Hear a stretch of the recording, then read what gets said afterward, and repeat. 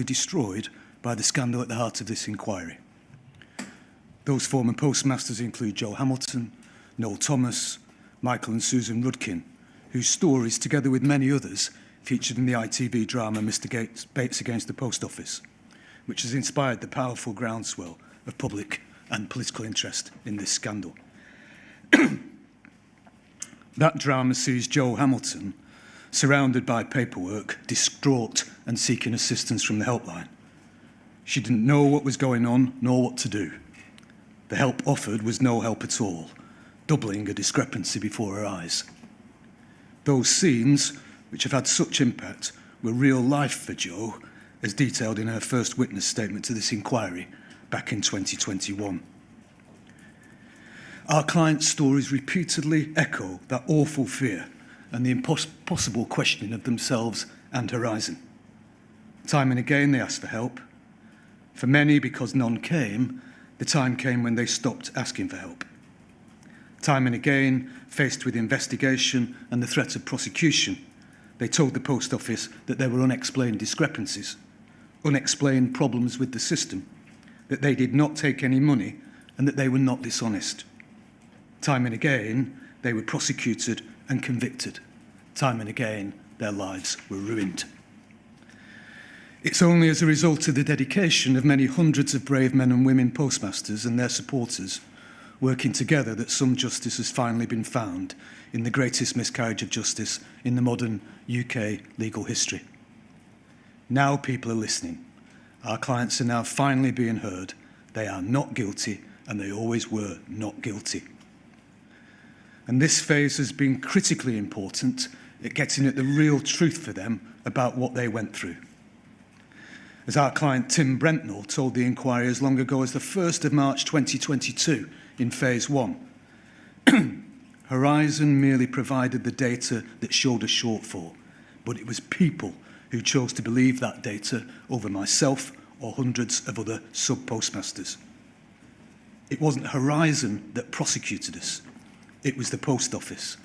It wasn't Horizon that encouraged us to pay back money under threat of theft charges.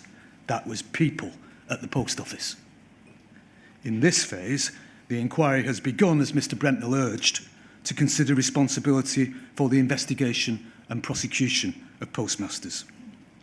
The evidence of the postmasters heard in Phase 1 is now confirmed by hours and hours of witness evidence and tens of thousands of pages of evidence which illustrate the corporate and individual failures which came to see so many people of previous good character criminalised.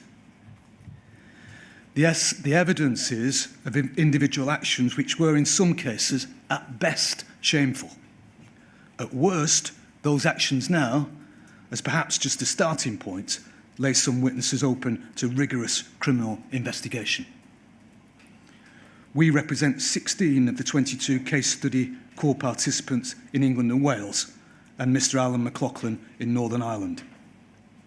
For them, this phase has been both challenging and informative.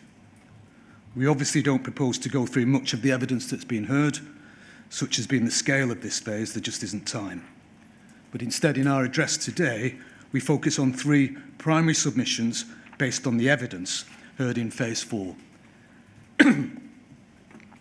First, the approach of Post Office, supported by Fujitsu, to investigation and recovery of losses, as well as prosecution of alleged offences, was deeply and fundamentally flawed.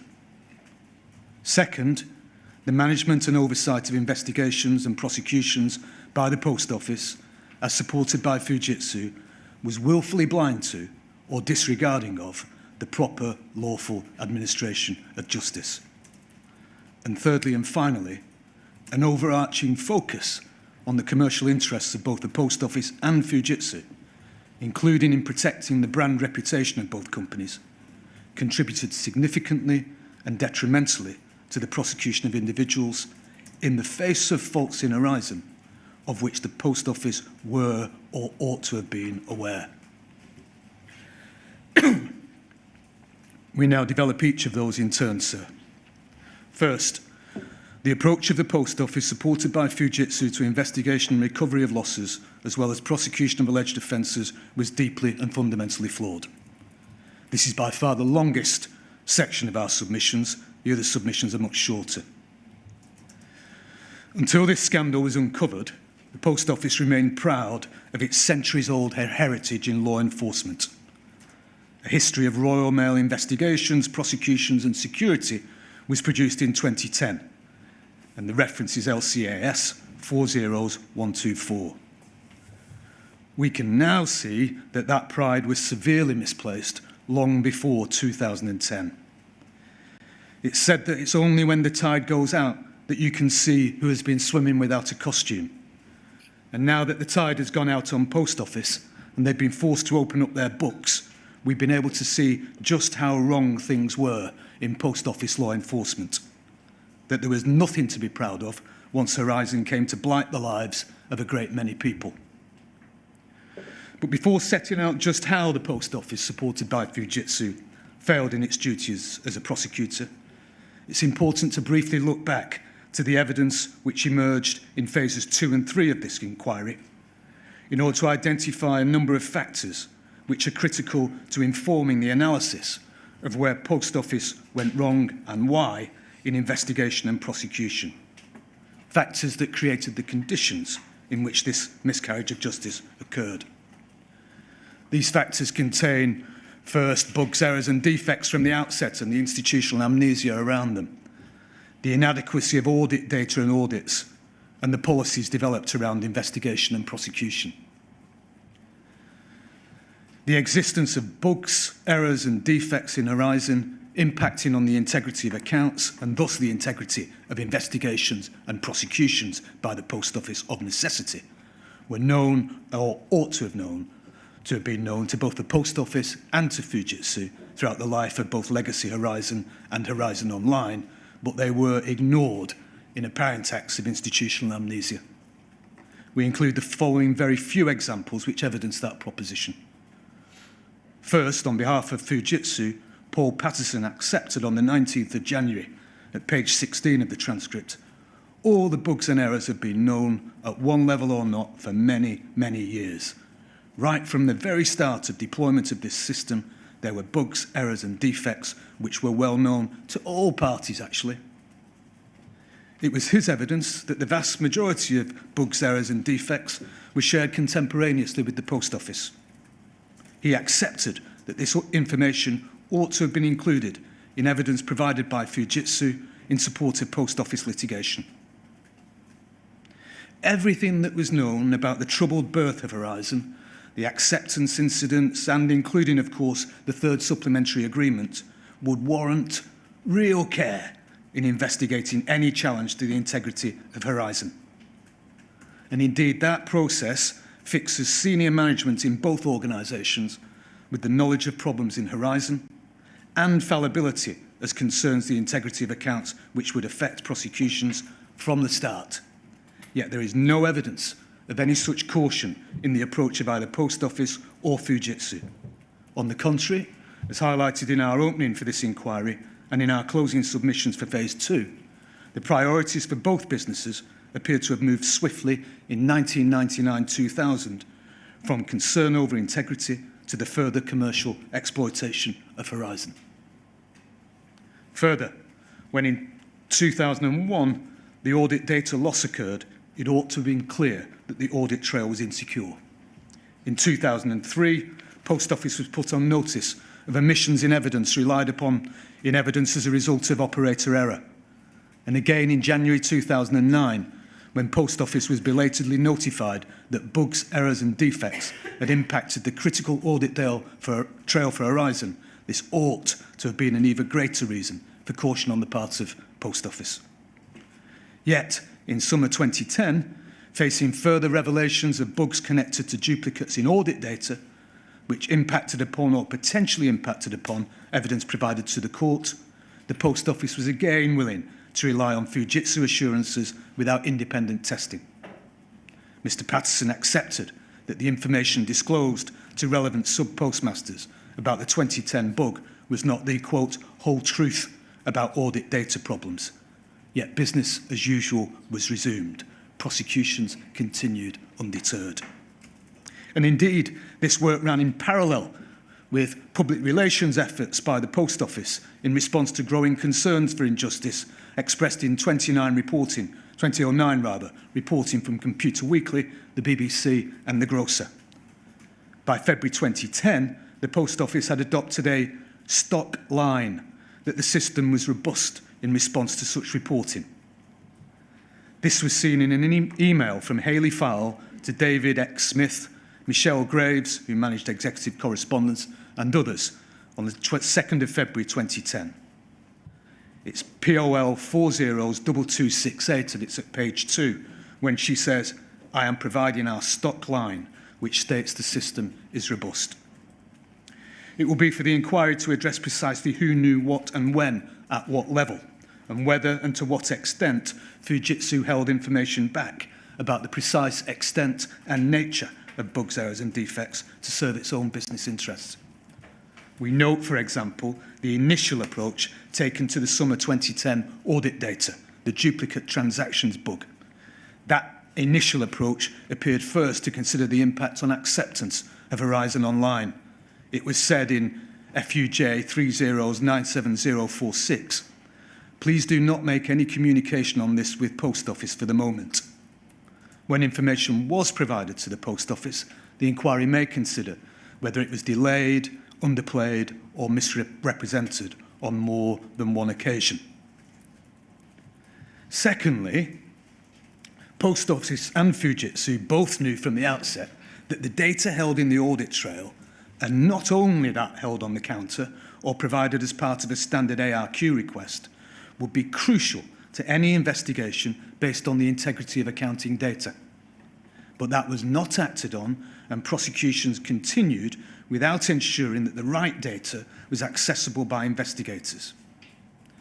The 2002 Network Banking Prosecution Support Policy, which Ms. Patrick asked Mr. Ward about yesterday afternoon, and its later 2007 iteration, makes clear that the data held by Fujitsu as part of the audit trail and for the purposes of prosecution support goes well beyond that covered in an ARQ statement.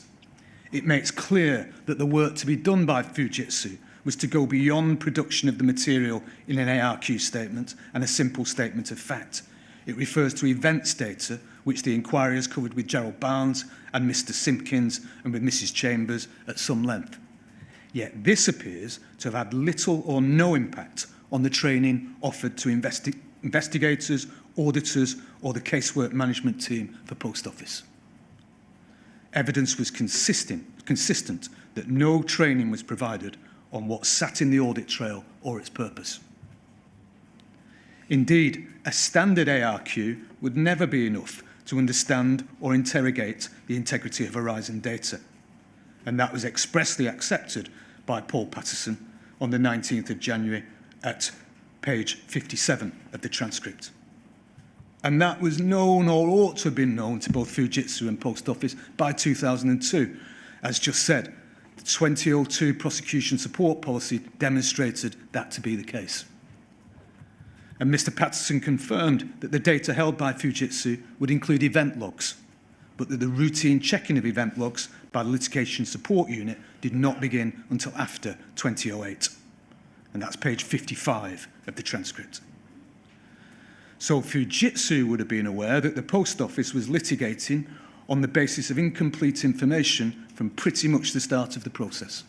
And in any event, from 2007, when Mrs. Chambers said expressly in her afterthoughts document she sent to management that Tivoli events were not being disclosed, and that's FUJ 00152-299. She wrote, "This suggested that the disclosure of the message store itself was an afterthought, though it is fundamental to the system.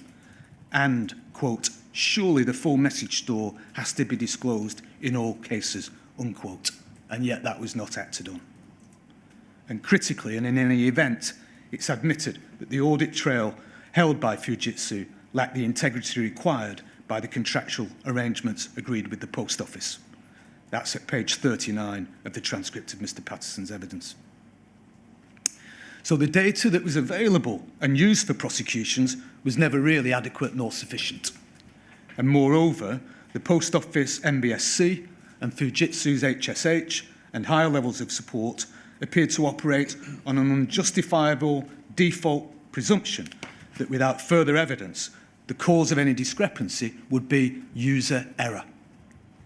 This created an implicit bias against the effective investigation of system problems and substantially disadvantaged postmasters. Having heard evidence in Phase 4, the inquiry may reach the conclusion that this default presumption found its way through to the attitude of investigators in interview, something which we consider shortly. And importantly, in that context of a default presumption that the user was to blame, any post office audit that did happen was a simple stock check against the figures produced by Horizon. Auditors were there not to help an SPM in trouble, a sub-postmaster in trouble. They were there to do a stock check. Auditors held no particular IT skills, nor were they professionally qualified auditors or accountants. Mr. Furlink confirmed that on the 4th of July.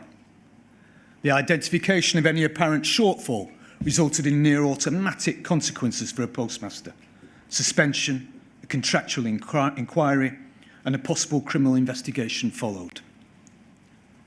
As Helen Rose confirmed, it was only in the case of a discrepancy due to a known error that a postmaster would be authorised to place the sum in a suspense account. In all other circumstances, it appears that a formal disciplinary and/or criminal investigation would follow. And auditors could print reports from the counter for use in any later investigation, but they had no access to the underlying Fujitsu audit trail. To confound that obvious problem, any system audit data was considered a matter for others to investigate at a later stage, only after the instigation of an investigation by management or the security team. Moving on from audit, another factor which created the conditions for this miscarriage of justice was that the Horizon contract and policy requirements agreed by the Post Office and Fujitsu treated the prosecutorial function of the Post Office as an afterthought. Policies and practices across both companies for the role which they each were to play in the criminalisation of hundreds of men and women of previously good character were neglected, ill-conceived, or disrespectful of the law. There was evidence of cutting and pasting, including possibly from pre-Horizon material, without thought being given to any known bugs, errors, and defects. Prosecution support had to begin work under a without prejudice agreement, pending further negotiation. The first written prosecution support policy appears only in November 2002. And we do not dwell on the appalling racist language in the now notorious Identification Codes document. This was most recently circulated in 2013, when many agreed it would have been read. There was no evidence of any challenge to its substance at any point in its use by Post Office. And last but not least, among the factors which create the conditions for this miscarriage of justice, is that contractual arrangements and policies were consistently read, rightly or wrongly, to promote the benefit of the business interests of Post Office and/or Fujitsu, and to the detriment of postmasters. Echoing arguments before Mr. Justice Fraser, the inquiry heard evidence on corporate misreading of the contractual obligations owed by postmasters for losses, equating them to strict liability for everything that went wrong. Witnesses repeatedly adopted the essential position that postmasters were, quote, responsible for all losses, unquote, and seemingly required to make good any discrepancy, whether attributable to negligence, error, or fraud. This dangerous misreading of the legal terms on which the Post Office network operated, alongside the default perception amongst Post Office staff that any discrepancy was a user problem, as we've already referred to, sir, perhaps reinforced the erroneous impression that any flaw in the system must be human. The Post Office, without foundation, routinely reversed the burden of proof in requiring postmasters to disprove their responsibility for discrepancies. As Mr. Furlink said on the 4th of July, quote, "So the auditor would find the discrepancy, if there was one, and then there could be a number of reasons why there was a discrepancy. The sub-postmaster would be expected to make good unless they could identify the reason why. The onus in this policy was upon sub-postmasters to prove something that they could not prove or probably could not prove," it was conceded. Witnesses repeatedly accepted that proof of a fault in Horizon would be an unfair and even impossible task to set for postmasters with limited access to the data behind the counter held by Post Office and Fujitsu. This approach was inconsistent with any ordinary contractual construction and an obscene reversal of the presumption of innocence. Then, looking at Post Office policies on investigation and prosecution, they repeatedly stressed the significance of the interests of the business and the recovery of losses, to which we return later. Just one example, which was from the Security Operations Team's Compliance Guide to the Preparation and Layout of Investigation Red Label Case Files, POL 3038452, and page 13 of that document. It read, "Significant failures that may affect the successful likelihood of any criminal action and/or cause significant damage to the business must be confined solely to the confidential offender report. Care must be exercised when including failures within the disciplinary report, as obviously this is disclosed to the suspect and may have ramifications on both the criminal elements of the inquiry as well as being potentially damaging to the reputation or security of the business." Some witnesses appeared to accept that this was antithetical to the disclosure duties in prosecution. A document ought to be disclosed precisely because it is considered to impact upon either the prosecution or defence case. Another example is found in the Memorandum of Understanding on joint investigation reached between the Royal Mail Group and Post Office post-separation, and this was agreed in January 2012. At paragraph 2.4 of POL 20105-098, it reads under Prosecution Decision 2.4, "Cases leading to an interview under caution will ordinarily be reported to the criminal law team, acting on behalf of the organisation which has suffered the loss and against which the offences have been committed, for advice on the sufficiency of evidence and the usual public and business interest considerations.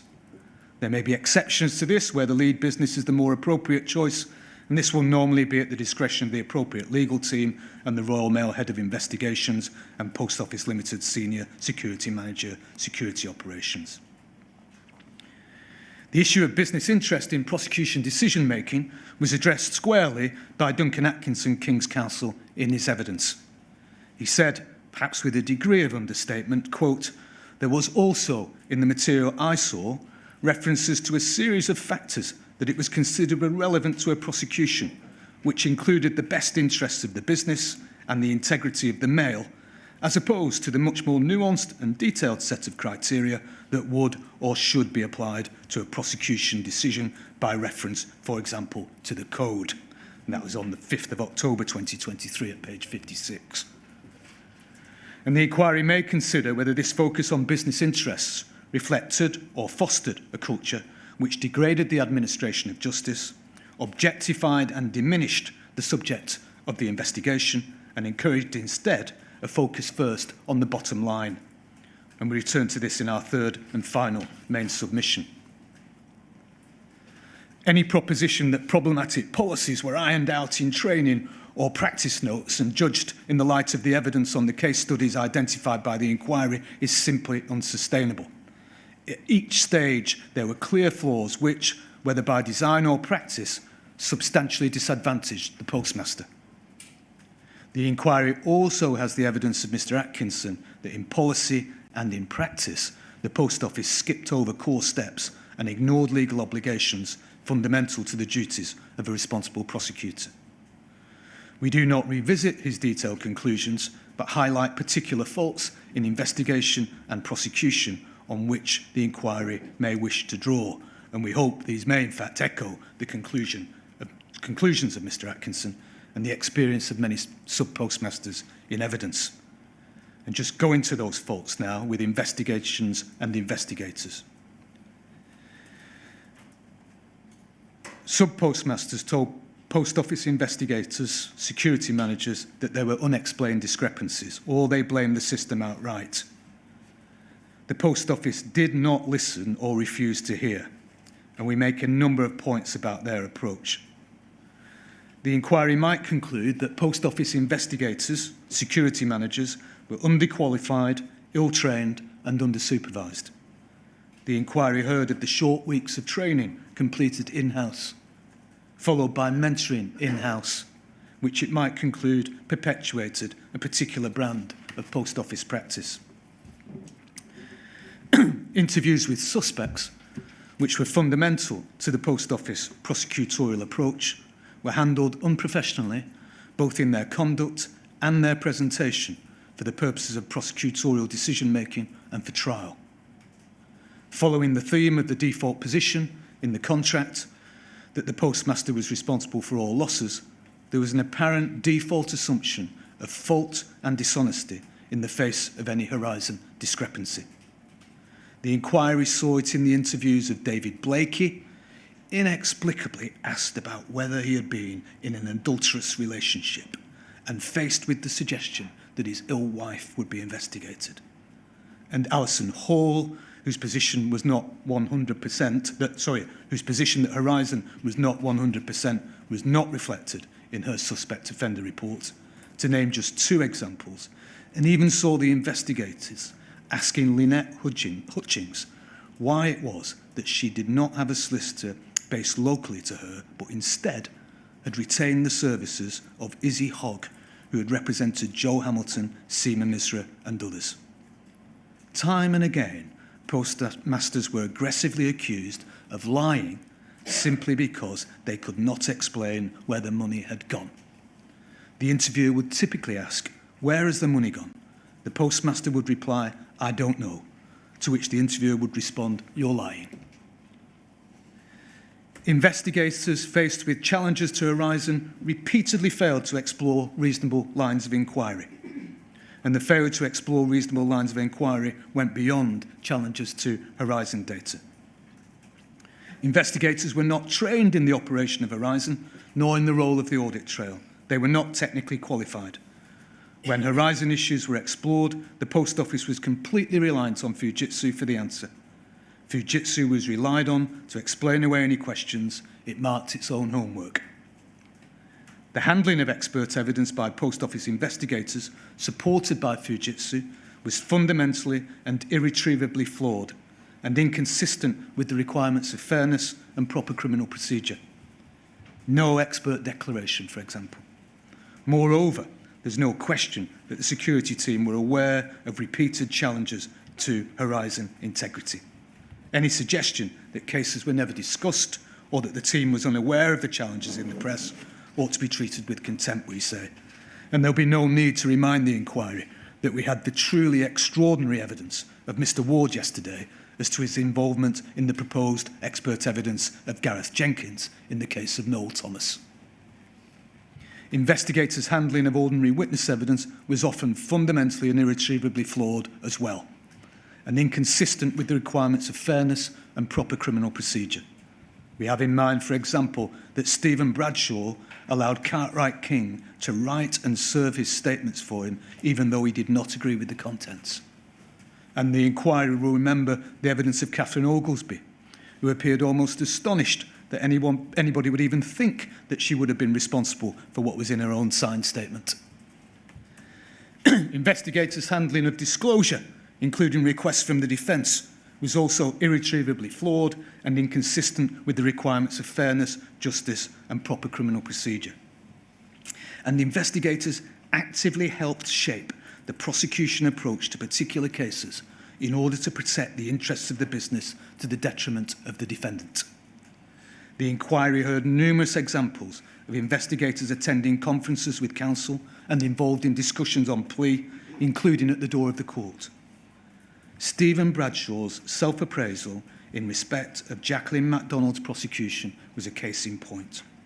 In what he said was flamboyant language, he claimed to have persuaded counsel for the Post Office to have insisted on a trial of theft allegations rather than be content with Mrs. MacDonald's pleas to false accounting, and he did so in order to counter the postmaster's campaign. If her pleas to false accounting had been accepted, even though she was guilty of nothing, she might have avoided prison. As it was, a 47-year-old mother of two, of previous good character, she was sent into custody away from her children and family and had to endure all the indignities, which we won't elaborate upon here, that go with being confined to a closed prison. Mr. Bradshaw had no reason to be proud of himself. Financial investigation and the recovery of losses also played a significant, if not guiding role, in the conduct of criminal investigations and subsequent prosecutions. Yesterday, Mr. Ward was taken to POL 00121-975, the post-pub email, which speaks to the priority with which investigators were treating recovery. In the same thread, he talks up the benefits of POCA over a post-conviction compensation order because compensation orders have no teeth. Jed Harbison, another financial investigator, asked by Juliet McFarlane for a view on a possible plea for Joel Hamilton, said, "I'm never confident with false accounting charges in relation to recovery under POCA 2002, and the theft charge makes life so much easier." And we'll return to this later. And finally, the Post Office security team and individual investigators operated free from professional obligation and regulatory oversight. There was and is no independent office for police complaints for the Post Office police, the investigators. These policemen were accountable only to the company to which they were so loyal. There were thus numerous highly significant problems in the process of investigation and the actions of investigators, which this inquiry has heard evidence of, and we're only able to briefly touch upon them today. But there were similar problems with prosecution and prosecutors, and we turn to those now, sir, as the final part of this aspect of our first submission. Sub-postmasters defended their innocence, denied dishonesty, and produced defence statements and disclosure requests, which put unexplained discrepancies front and centre as issues in the case. They produced independent expert reports. Alan McLaughlin did all of that in the clearest ways possible, but still the Post Office did not hear or refused to hear. So far as the difficulties, the problems, the clear faults in prosecutions and prosecutors, we include the following for the reference of the inquiry. First, the inquiry might conclude that some members of the legal team at Post Office were underqualified, undertrained, and ill-supervised. Jarnail Singh ascended to head of criminal law seemingly because he was the only one left, while simultaneously practicing in a completely different area of law in his spare time. Prosecutors, including internal and external lawyers acting for Post Office, said they were given limited or no training on the audit trail operated by Fujitsu on behalf of the Post Office. The internal and external lawyers acting as prosecutors at times appeared to put the interests of the business before their professional obligations and failed to take obvious steps to meet the requirements of fairness, justice, and proper criminal procedure. There was evidence that they failed to conduct adequate scrutiny and supervision of investigations, including in their failure to identify reasonable lines of inquiry and their mismanagement of disclosure.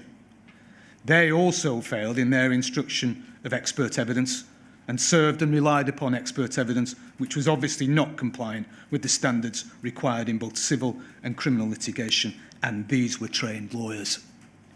And see, for example, the evidence yesterday on the changes made to Mr. Jenkins' statement in Noel Thomas's case and the failings apparent in the evidence of Jarnail Singh and Warwick Tapford.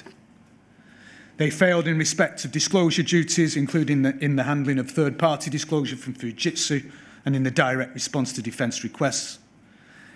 And importantly, they have failed to exercise the independence expected of a legal professional in the exercise of the discharge of their duties to the court.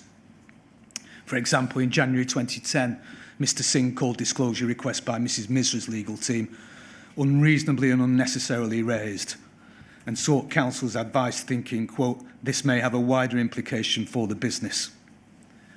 Mr. Singh wrote or dictated the well-known bandwagon email, which we won't repeat here, sir, but is at POL 30-93686 and at page 5, but was essentially concluded with, it is to be hoped that the case will set a marker to dissuade other defendants from jumping on the Horizon-bashing bandwagon. Decisions on charging were unsupported by evidence and appeared to have departed from the guidance of the Court of Appeal in Eden. The inquiry is now well familiar with the review of Graham Brander in his suspect offender report prepared for Joe Hamilton, saying that having analysed the Horizon printouts and accounting documentation, I was unable to find any evidence of theft or that the cash figures had been deliberately inflated. Decisions on plea were inappropriately circumscribed by conditions related to the defence of Horizon and the recovery of funds. The acceptance of pleas, as you well know, sir, was sometimes conditional on an agreement not to criticise Horizon. For example, the cases of Alison Henderson and Alison Hall. And Mrs. Hamilton was required to pay the illusory debt she owed before sentence, or she would have been proceeded against on the theft allegation. These were all actions, whether in the civil or criminal teams, under the supervision of General Counsel. We understand a board-level appointment reporting to the Company Secretary. Many questions arise in relation to the advice being provided to the Post Office by its legal team, which we anticipate will be explored in phases 5 and 6, touched on in this phase. We anticipate that the inquiry will continue to consider the legal strategy in response to the first civil claims pursued in 2011, including in the guidance offered as to document destruction and the operation of privilege, which was heard in this phase in the evidence of John Breeden and others. We note the evidence of Mr. Scott and Mr. Singh on the shredding advice and the involvement of Miss Crichton in the aftermath of the Simon Clark advices. We note the circumstances in which Miss Crichton departed from the Post Office remain as yet unclear, and we anticipate she'll be called in phase 5 and so reserve comment on these matters until then. Having dealt with the Post Office roles in the investigations and prosecutions, we ought to briefly touch on the role of Fujitsu in supporting Post Office. Mr. Patterson accepted that information about bugs, errors and defects ought to have been included in Fujitsu evidence and expressed surprise that it was not. He noted the editing of statements. He called this state of affairs shameful, and indeed it was. These omissions and edits were part of a process that led to wrecked lives. Our observations on Fujitsu are necessarily provisional, pending the evidence of Mr. Jenkins and the anticipated further evidence of Mr. Dunks. But we suggest, firstly, that Fujitsu benefited from contractual terms which impacted upon the cost of audit data obtained by the Post Office in litigation support. They made Post Office pay to prove the integrity of their own system. The inquiry has heard much evidence on the caps on standard ARQ requests. Enhanced data was chargeable outside the ordinary ARQ allocation. Experts' evidence was chargeable. These were costs which were not incurred lightly by the Post Office and which were apparently resented by some. On the 19th of March 2012, John Scott asked, why should we pay for Fujitsu to defend their own IT system? The answer is found, perhaps, in the contemporary documents disclosed, because it appears the Post Office agreed it would do so in the November 2002 Network Banking Prosecution Support Policy canvassed with Mr. Ward yesterday. Fujitsu failed to provide any or adequate training to any of the team involved in prosecution support as to the role which they were playing, including on the provision of expert evidence in civil and criminal cases. Mrs. Chambers and other witnesses spoke powerfully about the impact of giving evidence. The inquiry has heard Fujitsu were aware, or ought to have been aware, of reluctance by members of their litigation support unit to provide the evidence they were routinely being asked to sign off, such as Rajbinder Sangha, Donna Monroe and Peter Sewell.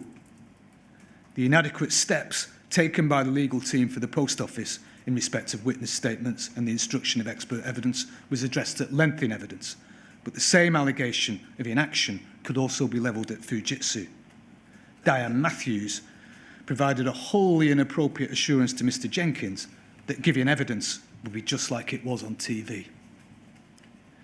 A template or boilerplate statement agreed by Fujitsu and Post Office provided assurances which were inconsistent with practices at Fujitsu. Those related to statements on matters designed directly to provide assurances on the integrity of Horizon data. It missed points and was misleading, said Mr. Patterson for Fujitsu on the 19th of January at page 59. Fujitsu must have or should have known at the time that these statements were made that they were inadequate representations of the state of its corporate knowledge. And consecutive members of the Prosecution Support Unit appear to have signed statements of truth concerning evidence which was out with their knowledge, which was partial and misleading, and which neglected to address the bugs, errors and defects known to Fujitsu. Where amendments were made, the inquiry might consider where it was that witnesses conceded to such an amendment. The inquiry heard numerous examples of statements given, and we don't address each of any of them in detail. As a consequence, members of the Prosecution Support Unit may have tendered statements to court and appeared at trial on evidence which was out with their knowledge, which was partial and misleading, and/or which was incomplete.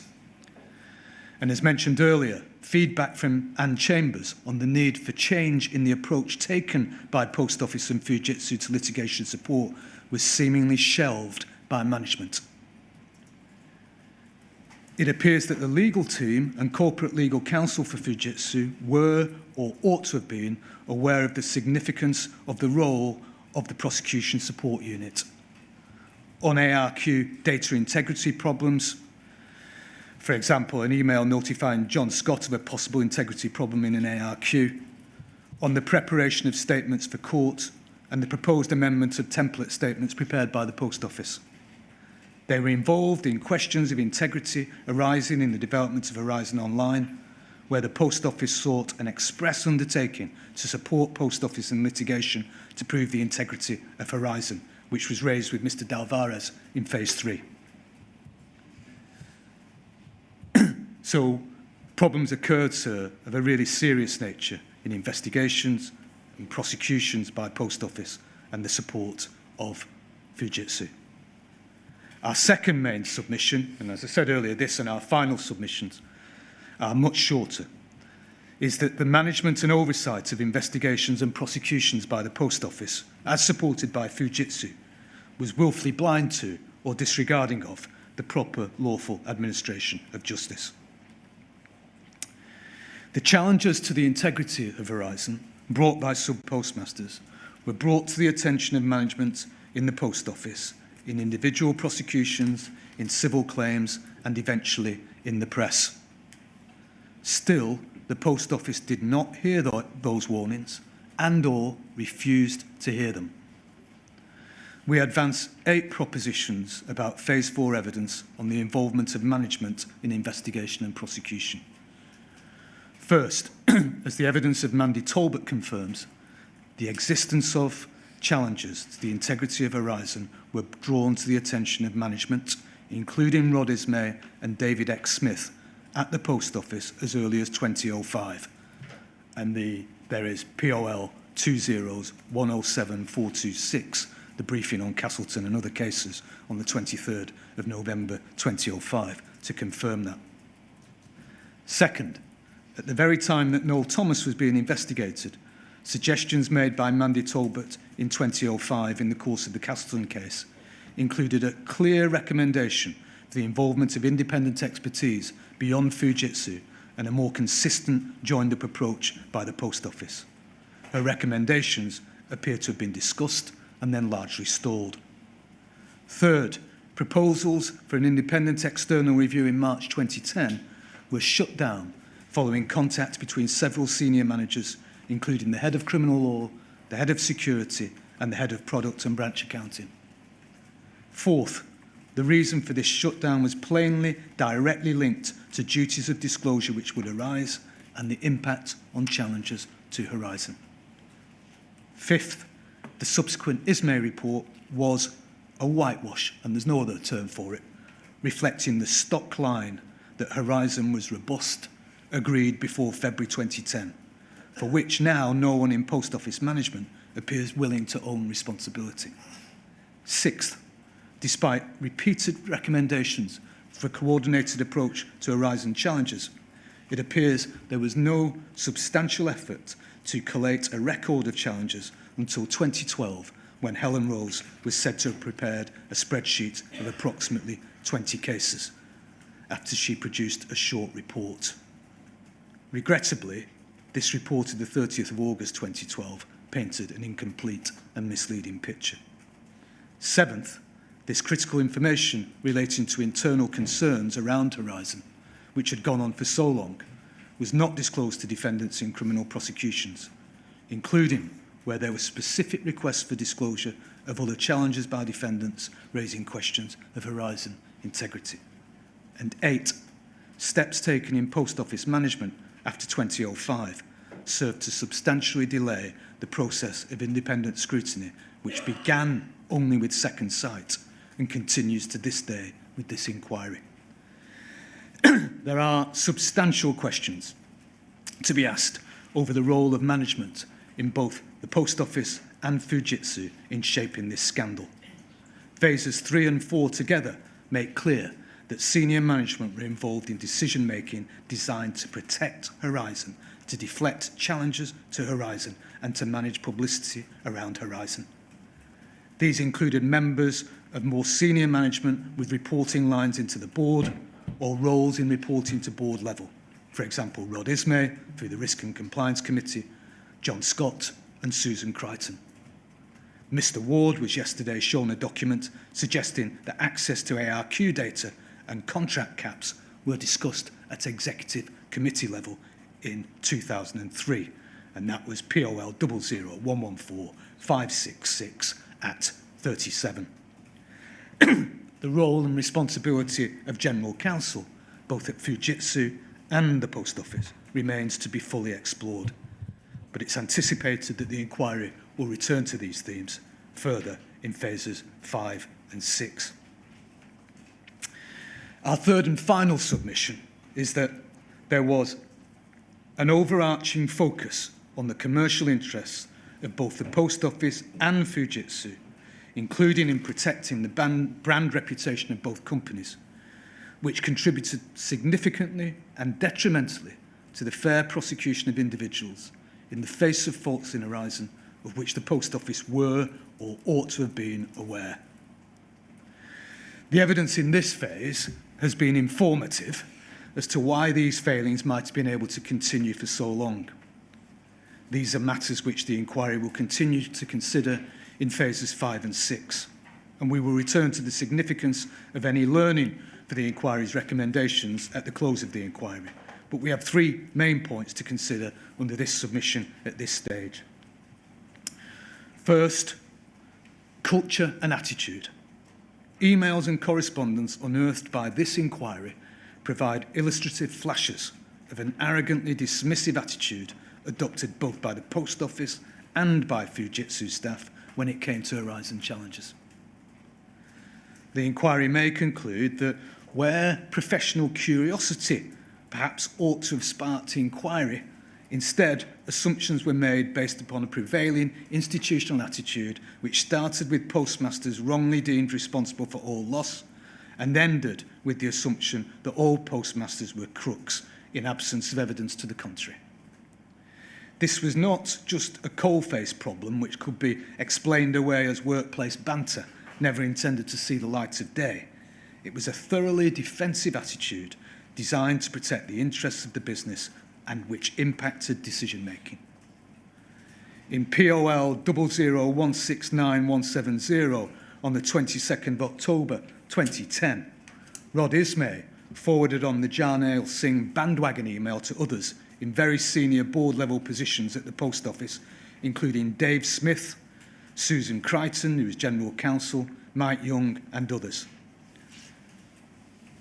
And he said, Dave and the executive team have been aware of the significance of these challenges and have been supportive of the excellent work going on in so many teams to justify the confidence that we have in Horizon and in our supporting processes.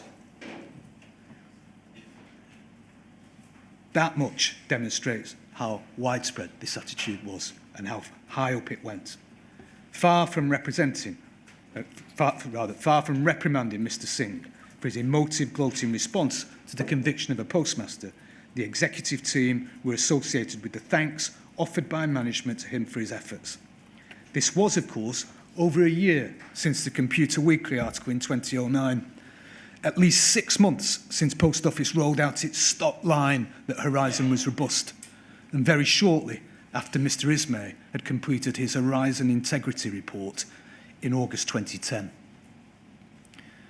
Over at Fujitsu years earlier, for Jan Holmes, Jason Coyne, the independent expert instructed in the Cleveley's case, was dismissed as a git.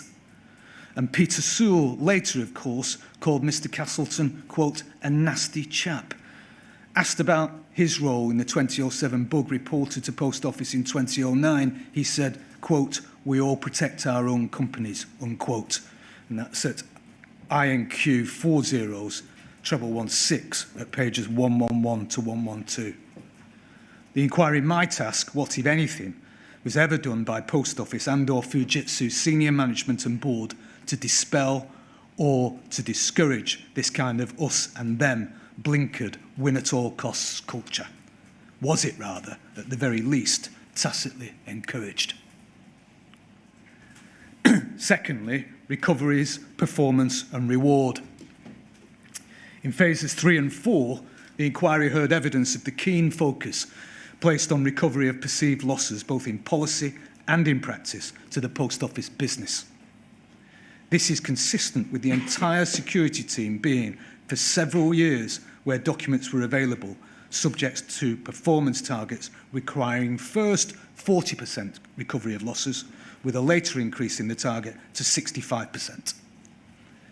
While some witnesses denied this figure was connected to any performance-related bonus, others accepted that performance was marked against targets, and performance informed both team and individual bonuses. Recovery was one aspect of that performance. The inquiry may consider that the enthusiasm with which individual investigators self-assessed their over-target recoveries speaks for itself. And look at the evidence of Steve Bradshaw and Robert Daly, for example, if required to see where that evidence was. This target was a measure of the importance with which these recoveries were treated by the business, despite growing attention on the repeated challenge to the integrity of Horizon, following reports in the press and in the broadcast media in 2009. Third, and finally under this, protecting the brand. Post Office policy and the actions of individuals were openly driven by an interest in protecting the reputation of the business and in protecting the brand. There was evidence, too, of similar action by Fujitsu employees. At its nadir of this public relations-driven approach to justice, the inquiry has uncovered the company line written by the communications team, distributed by Jarnail Singh, to be adopted by, quote, agents and counsel, unquote, in response to any defence based on Horizon integrity, and which was adopted wholesale in witness statements for court. The duty to investigate, to truly ask whether there were any problems in the integrity of Horizon accounts, was to be deflected by a generic statement, first appearing as the stock line that Horizon was robust, then again in 2012 as Our Story, on second sight to be released to legal agents and counsel, and the final agreed draft being prepared by the Head of Public Relations and Media in an exchange copied to the Company Secretary and General Counsel. And the inquiry heard, of course, about the PR input on Our Story prepared on appointment of second sight, which again said Horizon was robust and it was distributed to agents and counsel and made its way into witness evidence for court, the evidence, the witness statements of Stephen Bradshaw. For centuries, the post office was a cornerstone of public service in this country. It's been said many times, but it really was one of the United Kingdom's most trusted institutions, integrated close to the heart of every community in our cities, our towns, and our villages. It was trusted with our mail, trusted with our savings, our pensions, and for many, our livelihoods.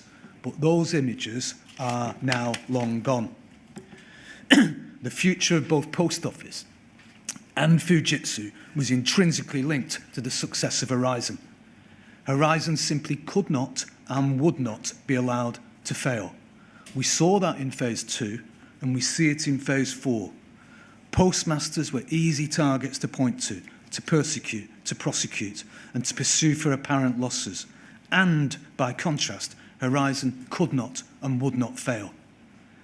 This false narrative hid for too many years a disastrous reality that allowed the Post Office to prosecute a large number of its own people and to bankrupt many more, and to pursue hundreds of thousands of pounds in false recoveries in reliance on false data. And yet, the false narrative, in some places, continues to run. In their evidence to this inquiry, some Post Office witnesses have continued to assert their enduring belief that postmasters are guilty, second-guessing the Court of Appeal, for example, Andrew Wise and Gary Thomas, and to question if Horizon lacked integrity, Susan Harding. Where had the money gone? Asked postmasters with ever-increasing desperation. This was an obvious question that it appears the Post Office could not or would not ask, let alone answer. In none of the detailed case studies explored by the inquiry was there any concrete evidence of serious investigative effort on the part of the Post Office to prove a loss beyond Horizon. There was no money found secreted away in postmasters' bank accounts or in stuffed mattresses, yet the Post Office and Fujitsu did not and or would not hear any suggestion that Horizon was at fault. The inquiry has heard that the volume and value of these recoveries were closely monitored by the Post Office each year. Where did that money go? Did it simply appear on the Post Office's bottom line? So the inquiry must consider whether staff, executives and senior managers at the Post Office and Fujitsu were motivated by commercial interest to the detriment of justice. The inquiry must consider whether those responsible for this scandal in the Post Office, at Fujitsu and in government did not, could not or would not hear any warning that Horizon lacked integrity because their ears were stuffed with cash. Were they too busy thinking about wealth in purely monetary terms that they ignored or disregarded the wealth of community? Those communities such as South Warnborough, where Jo Hamilton had her post office, Guyowyn, where Noel Thomas had his, Duckingfield, where Della Robinson had her post office. Those communities relied on the post office.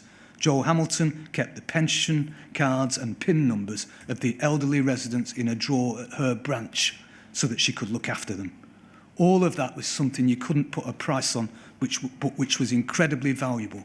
Post Office didn't and or wouldn't see the wealth in that. They ignored or disregarded the wealth of reputation. They not only trashed the reputations of the postmasters, whom they dragged through the courts and imprisoned and bankrupted. By doing so, through this massive miscarriage of justice, they trashed the reputation of the Post Office as well, something you couldn't put a price on, but which was incredibly valuable. They saw wealth as just monetary wealth, and as the old phrase goes, they knew the price of everything and the value of nothing. It can take centuries to build something valuable. It only takes a relatively short time to seriously undermine it. And so to move to our conclusions, we are, sir, as ever, grateful for the opportunity to make these submissions today on behalf of each of the postmasters we represent. While many of their stories have become part of the national narrative, many of them and their families remain intensely private people, irreparably damaged by their experiences at the hands of the Post Office. For a great many postmasters, it has taken a lot for them to be able to watch these proceedings, to see themselves in the spotlight. The loss and the stigma that postmasters have lived with for decades does not disappear easily.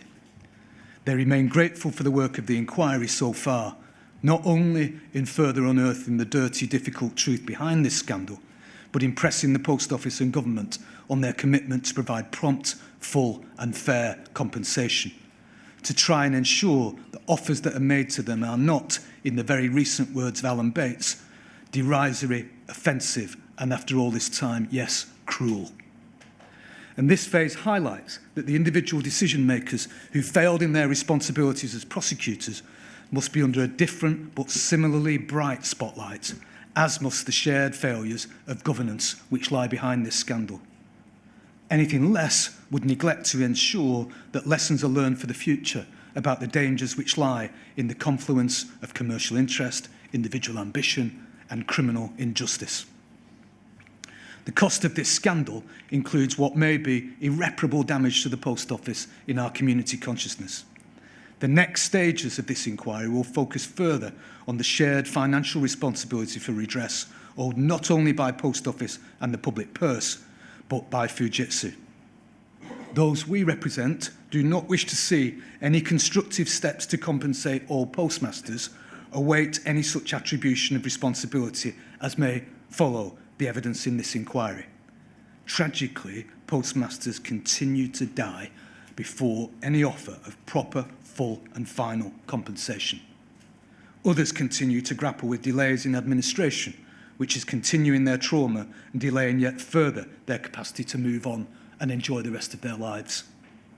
Fujitsu accepts a moral responsibility to share the load, but it is vague about precisely what this means. And we suggest that as it goes forward, the inquiry might consider the extent of any agreement reached between government, Post Office and Fujitsu as to any legal cause of action arising, their timing and whether any such arrangements may have informed the approach to the GLO and any strategic steps since, including decisions on compensation. While Fujitsu has voluntarily committed, with seeming fanfare, to refrain from bids for further public work while the inquiry continues, the inquiry may wish to examine the increasing commercial value and the corresponding cost to the public purse of the relationship between Fujitsu and government over the life of Horizon. There are lessons to be learned in the relationship between government and Fujitsu developed on the back of Horizon. This may not only help explain why Horizon was defended for so long, but may inform the inquiry's recommendations for the future conduct of public-private contracting. Moreover, those we represent expect to see criminal prosecution pursued where the evidence warrants it. We welcome the decision of the Chair to provide careful, appropriate warnings against self-incrimination to a number of witnesses. The Phase 4 transcripts provide evidence which, at the very least, justifies rigorous investigation of possible offending in a number of cases. We note that the Metropolitan Police Service is a core participant, and we understand they are monitoring these proceedings. The integrity of any possible prosecution ought to be closely guarded. It would be a devastating result for those we represent and for the public interest should any person liable to investigation, prosecution and conviction escape or unnecessarily delay trial for procedural reasons, no matter how spurious. The evidence in Phase 4 provides a flavour of what is to come in Phases 5 and 6. We ask that it includes, firstly, why, if not for profit and commercial interest, did the Post Office continue to turn a blind eye and a deaf ear to the growing evidence of Horizon's flaws? Just how was it allowed to do so in the face of the involvement of Parliament and of independent reviews conducted by Second Sight, Deloitte and individual legal experts? Why did Fujitsu continue, as it appears they did, to support the stock line that Horizon was robust? And what role was played by government, including the government representation on the Post Office board? Additionally, the treatment of Second Sight will be a significant issue for Phase 5. There is now concrete evidence that Post Office management rejected any question of closer scrutiny and independent interrogation of Horizon as early as 2005. Each ignored opportunity to interrogate Horizon represents years lost to many of our clients. For others, an opportunity missed could have prevented their loss and their pain entirely. Justice delayed in this case truly was justice denied. And just as no rational person could believe that government and Parliament were in the dark about the Post Office scandal before the airing of Mr Bates by ITV, the board and the Post Office were not and cannot have been uninformed of concerns about the flaws in Horizon and the shortcomings of their own prosecutorial conduct until the conclusion of the GLO. Exploring and determining the extent of responsibility for the continued, seemingly determined failure to acknowledge the devastating flaws both in Horizon and in the Post Office's approach to prosecution is critical for this inquiry, central to our clients' true understanding of what happened to them, and essential before lessons can truly be learned for the future. And as ever, sir, we and those we represent will do all we can to assist the inquiry in finding out those things.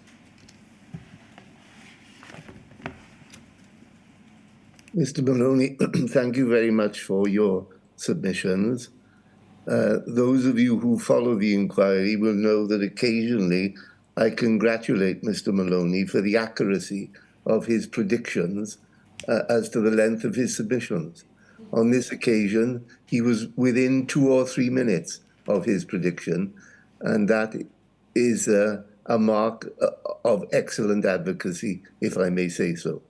We'll now take a break for 15 minutes, and I'll hear from Mr. Steen, I take it. Yeah? So 11:30? Yes, thank you very much, sir.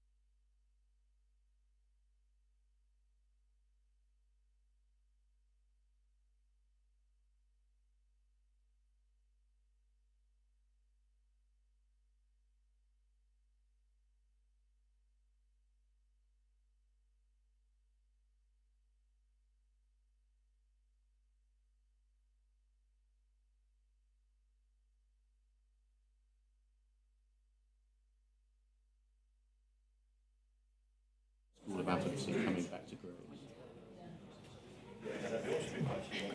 So I think it's Mr. Steen next. Yes. Thank you. Had there been a problem with me being on screen, Mr. Beer? No, not that I'm aware of. All right, thank you. Thank you, sir.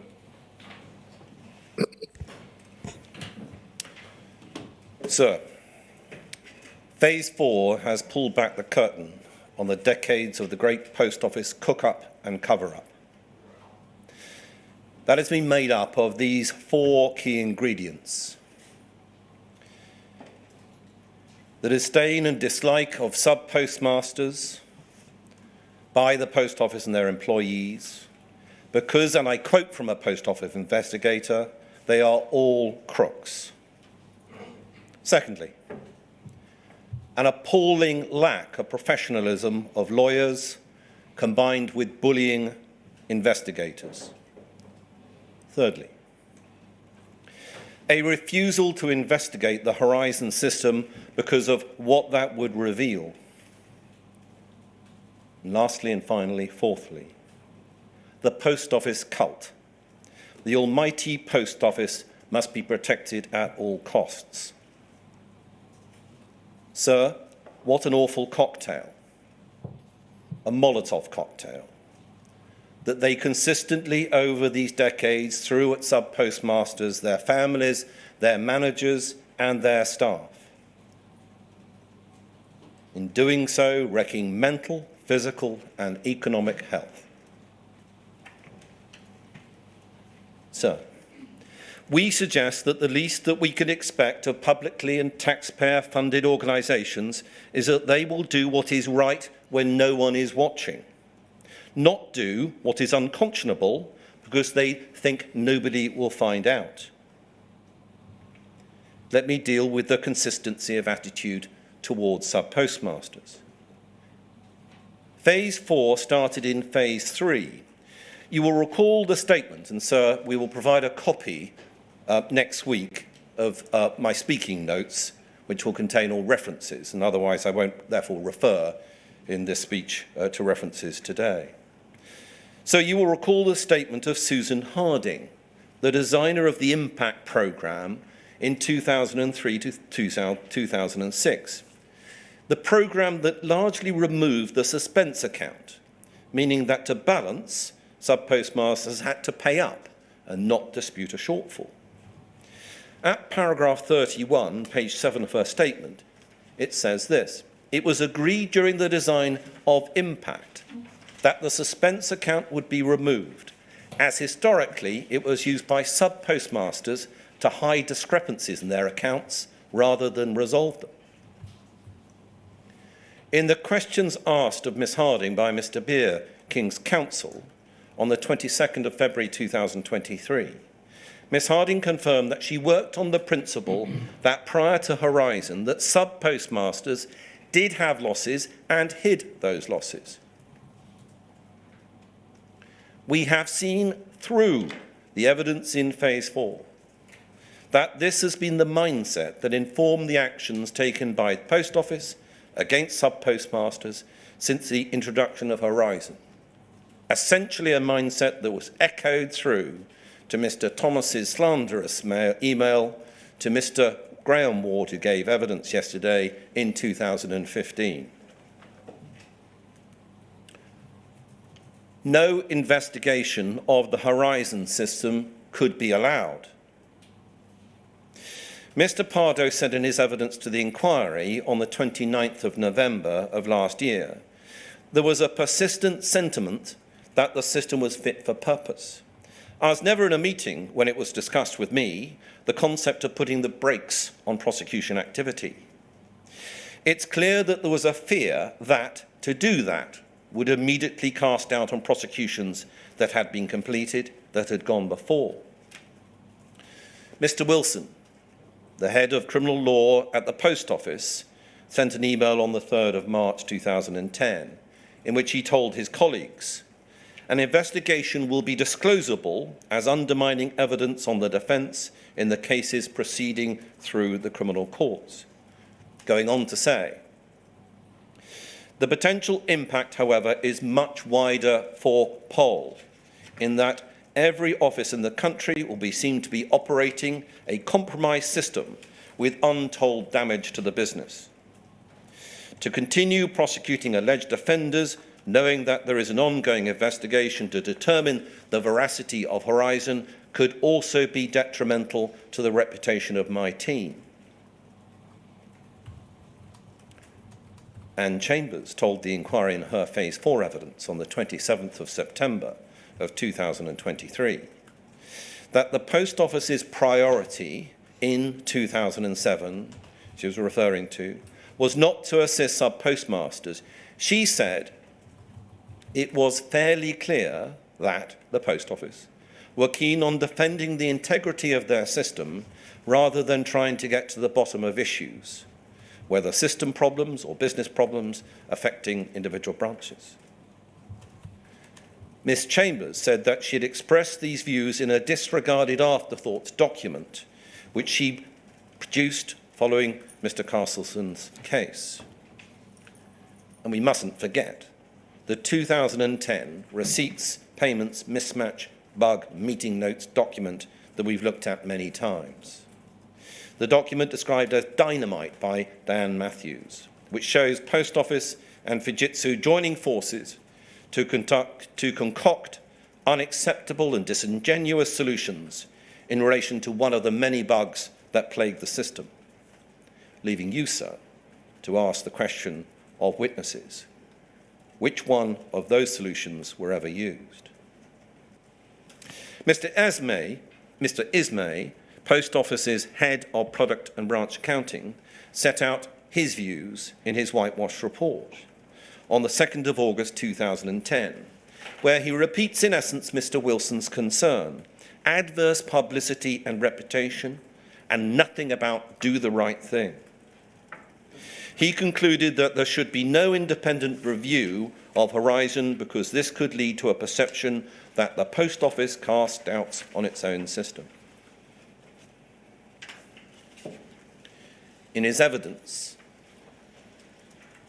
earlier in 2023, Mr. Ismay stated that although his name was on the report, he hardly accepted that these were his own words, stating that narrative would have come from speaking to somebody in the criminal law team.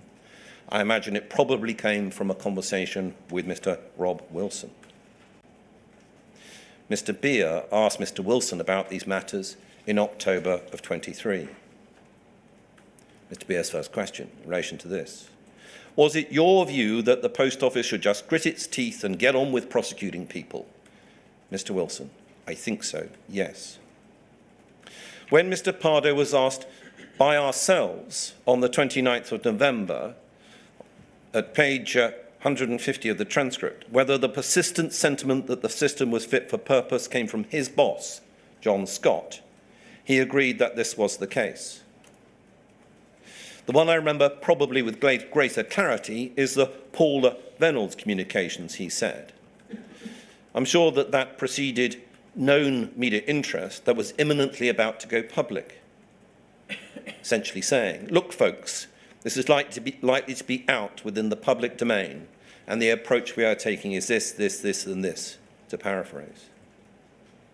Mr. Jacobs took the point one further when he asked this: so the whole organisation was told there's going to be something in the media about Horizon, and it is to be disregarded because everything is robust.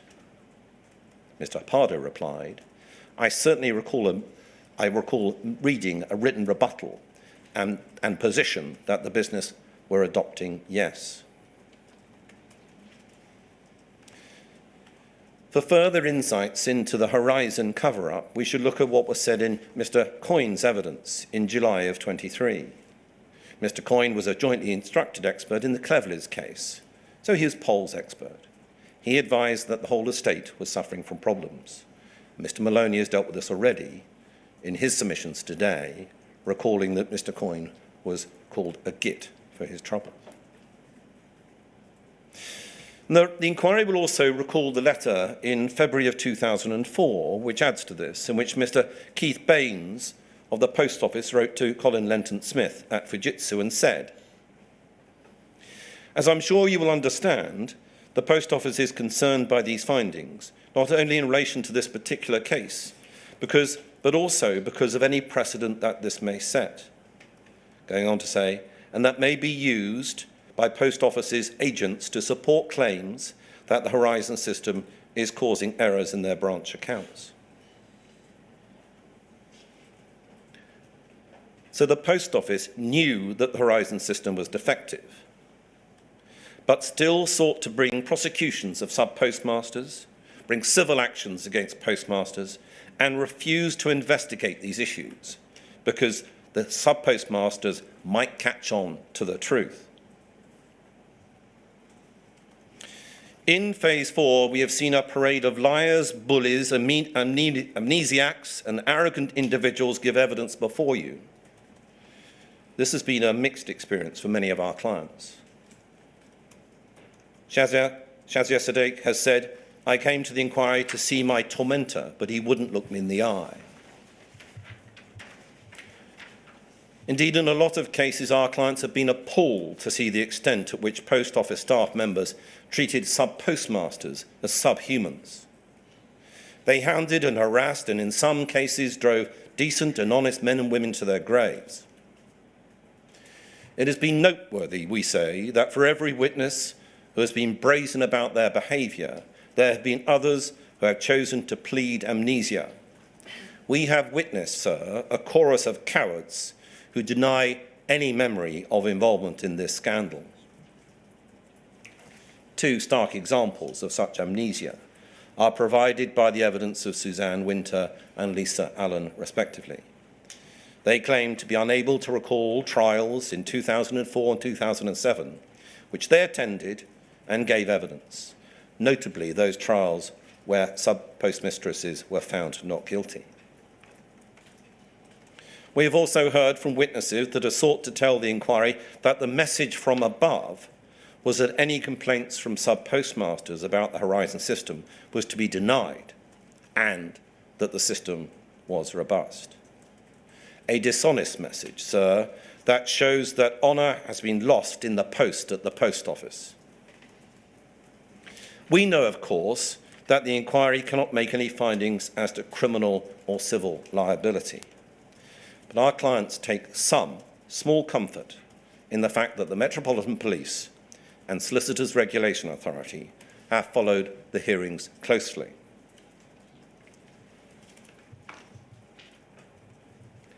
The Post Office did not do all of this alone.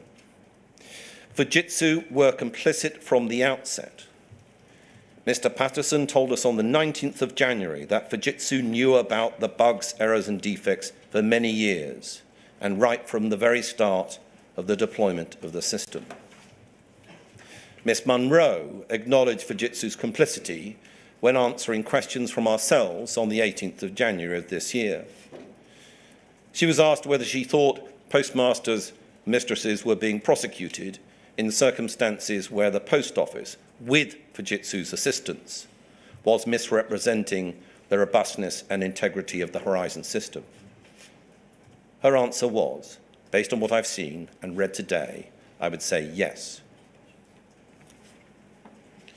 Now turn to the question of remote access. In doing so, I'm going to ask for the one document I'm going to ask to go onto the screen, and that is FUJ 402023.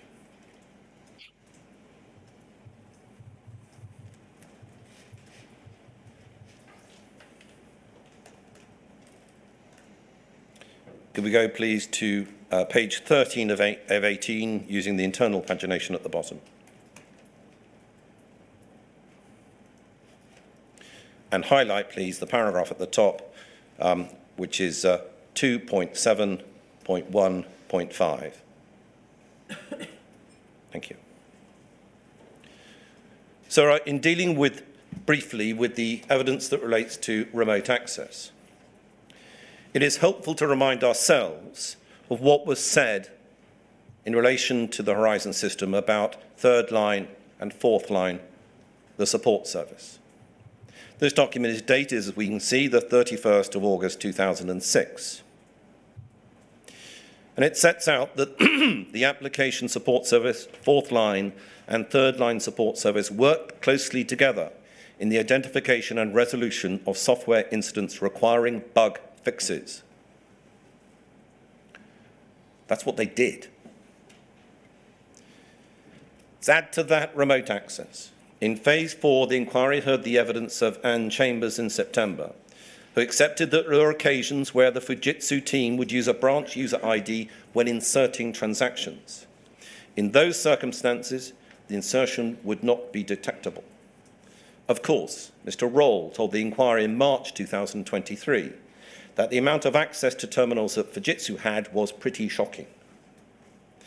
Furthermore, Mr. Simpkins, a Fujitsu team leader, confirmed in his evidence on January the 17th that there was unrestricted access to the live system and that access seems to have been unaudited.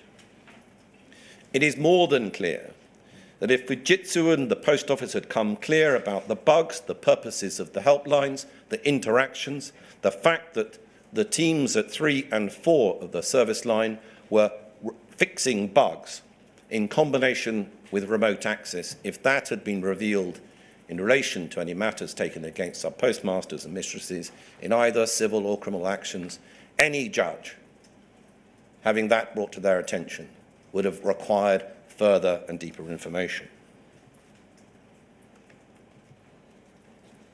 This scandal could have been avoided if either the Post Office or Fujitsu had done the right thing.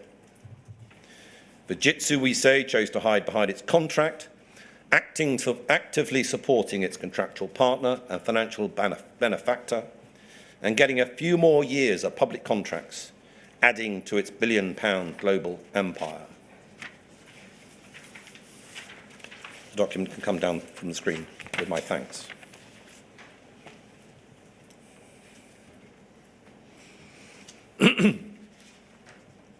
Let me turn to my client's views. Scott Darlington has summed up the experience of sub-postmasters who have followed phase 4 perfectly. He said in an interview that he gave to the BBC on the 18th of January, once they knew that things were going wrong and the system wasn't right, Pole doubled down in their behaviour against postmasters, with Fujitsu acting in conjunction with them. You know it wasn't you. You know it wasn't your fault. And when things start to come out in the inquiry, and we've realised that they did know, Post Office's doubling down is like a kick in the teeth, and they've done it time and time again.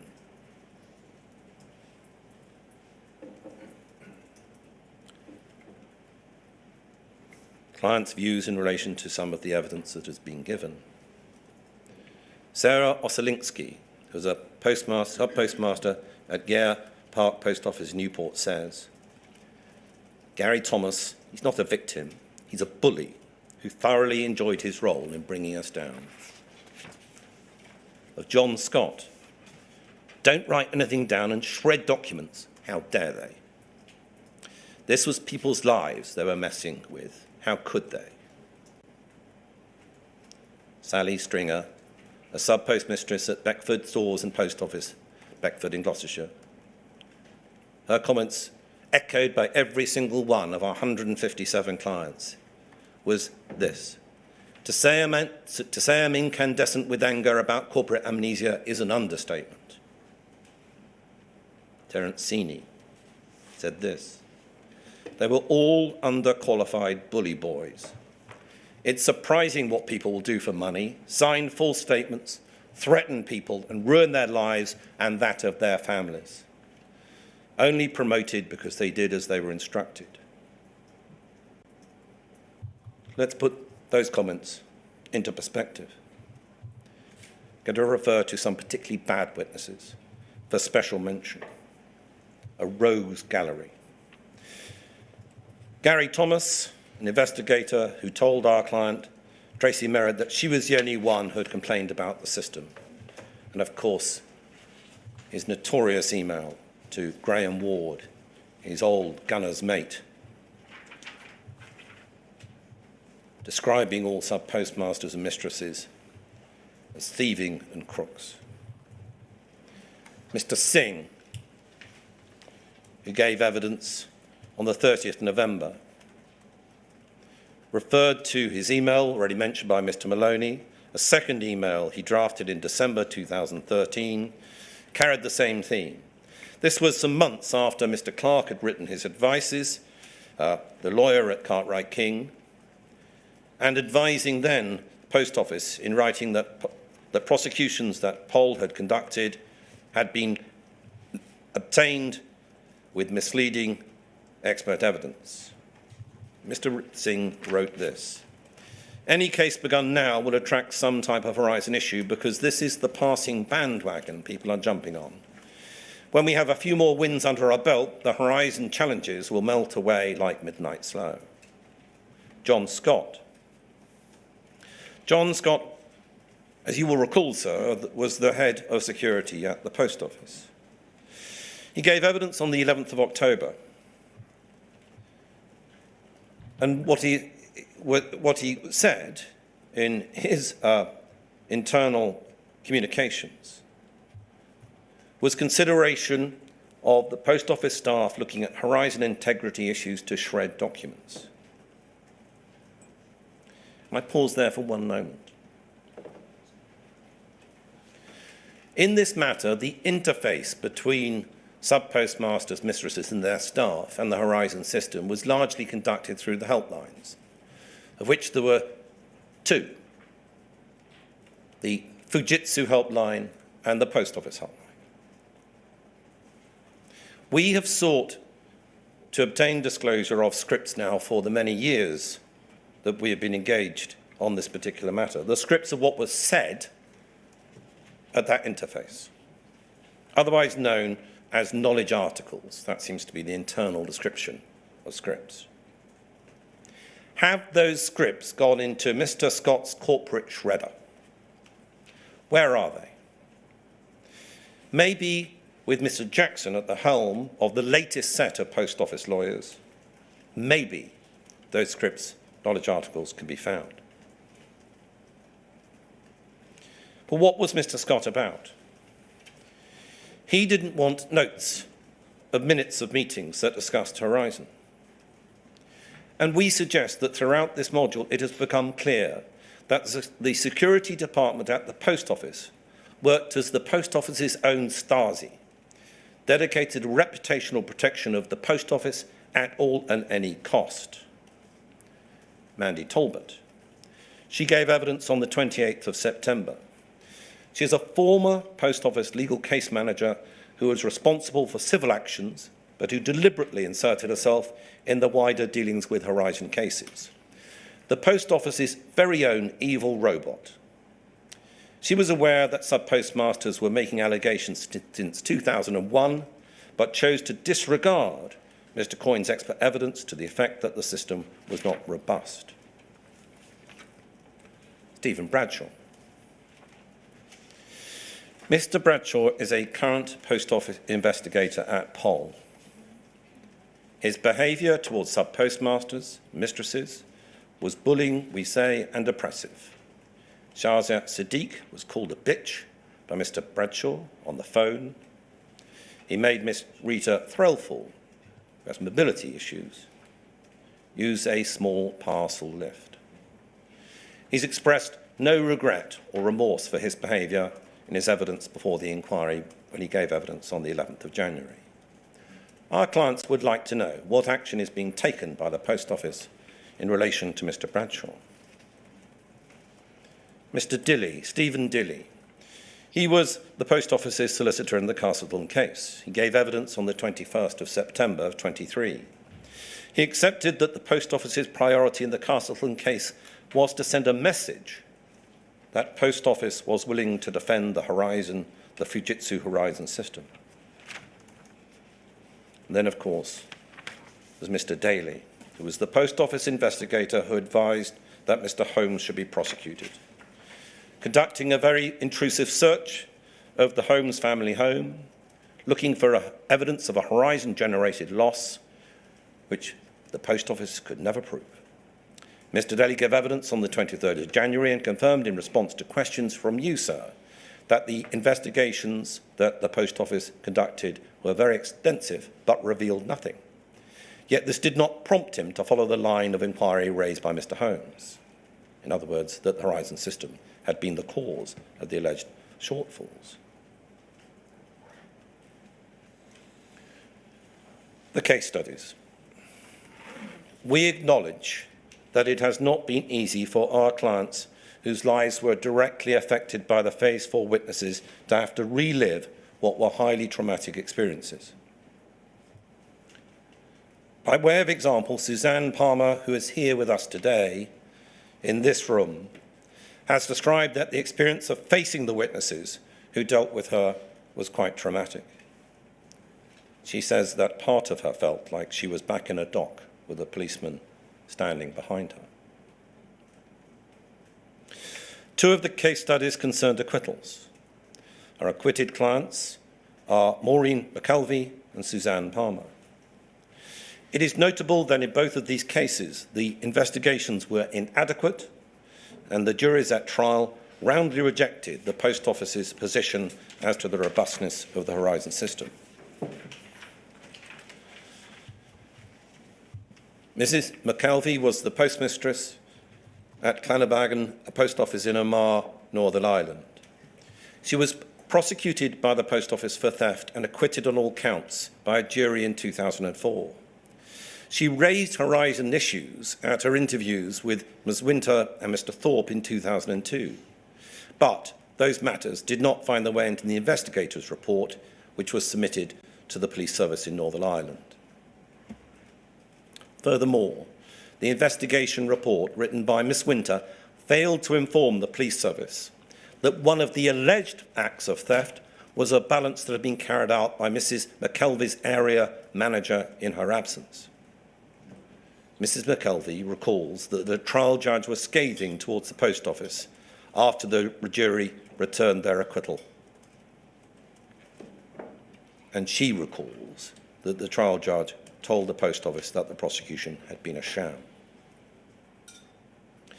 So, notwithstanding her acquittal and vindication, Mrs. McKelvey became bankrupt as a result of what the Post Office did. She remains struggling to access compensation due to that very bankruptcy. Even though our client was acquitted so long ago, she continues to suffer today.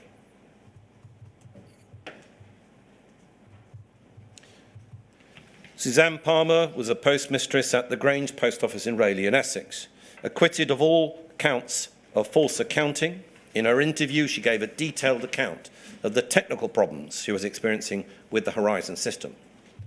However, these matters were not considered as relevant to the investigation that the Post Office conducted. Yet those points raised by Mrs. Palmer were not lost on the jury. In her trial in 2007, the jury asked a highly pertinent question. What was Mrs. Palmer supposed to do if she didn't agree with the Horizon-generated figures? Post Office legal team were unable to answer that question. Mrs. Palmer was acquitted approximately half an hour after the jury retired. Mr. Atkinson, King's counsel, has addressed Ms. Palmer's case at paragraphs 220 to 237 of Volume 2 of his report. He confirmed a number of important lines of inquiry which had a particular tendency to exonerate rather than implicate Ms. Palmer were not pursued. None of these errors were identified by the reviewing lawyer, Mr. Singh, who in fact advised that no further evidence was required. Mr. Atkinson additionally advised that there was no review of the evidence when the decision to charge by Mr. Singh was taken. Neither was there any reference to the public interest test. Questions also arose, as Mr. Atkinson examined, as to whether the disclosure process was adequately conducted.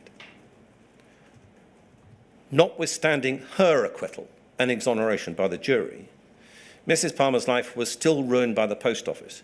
She too remains bankrupt to this day.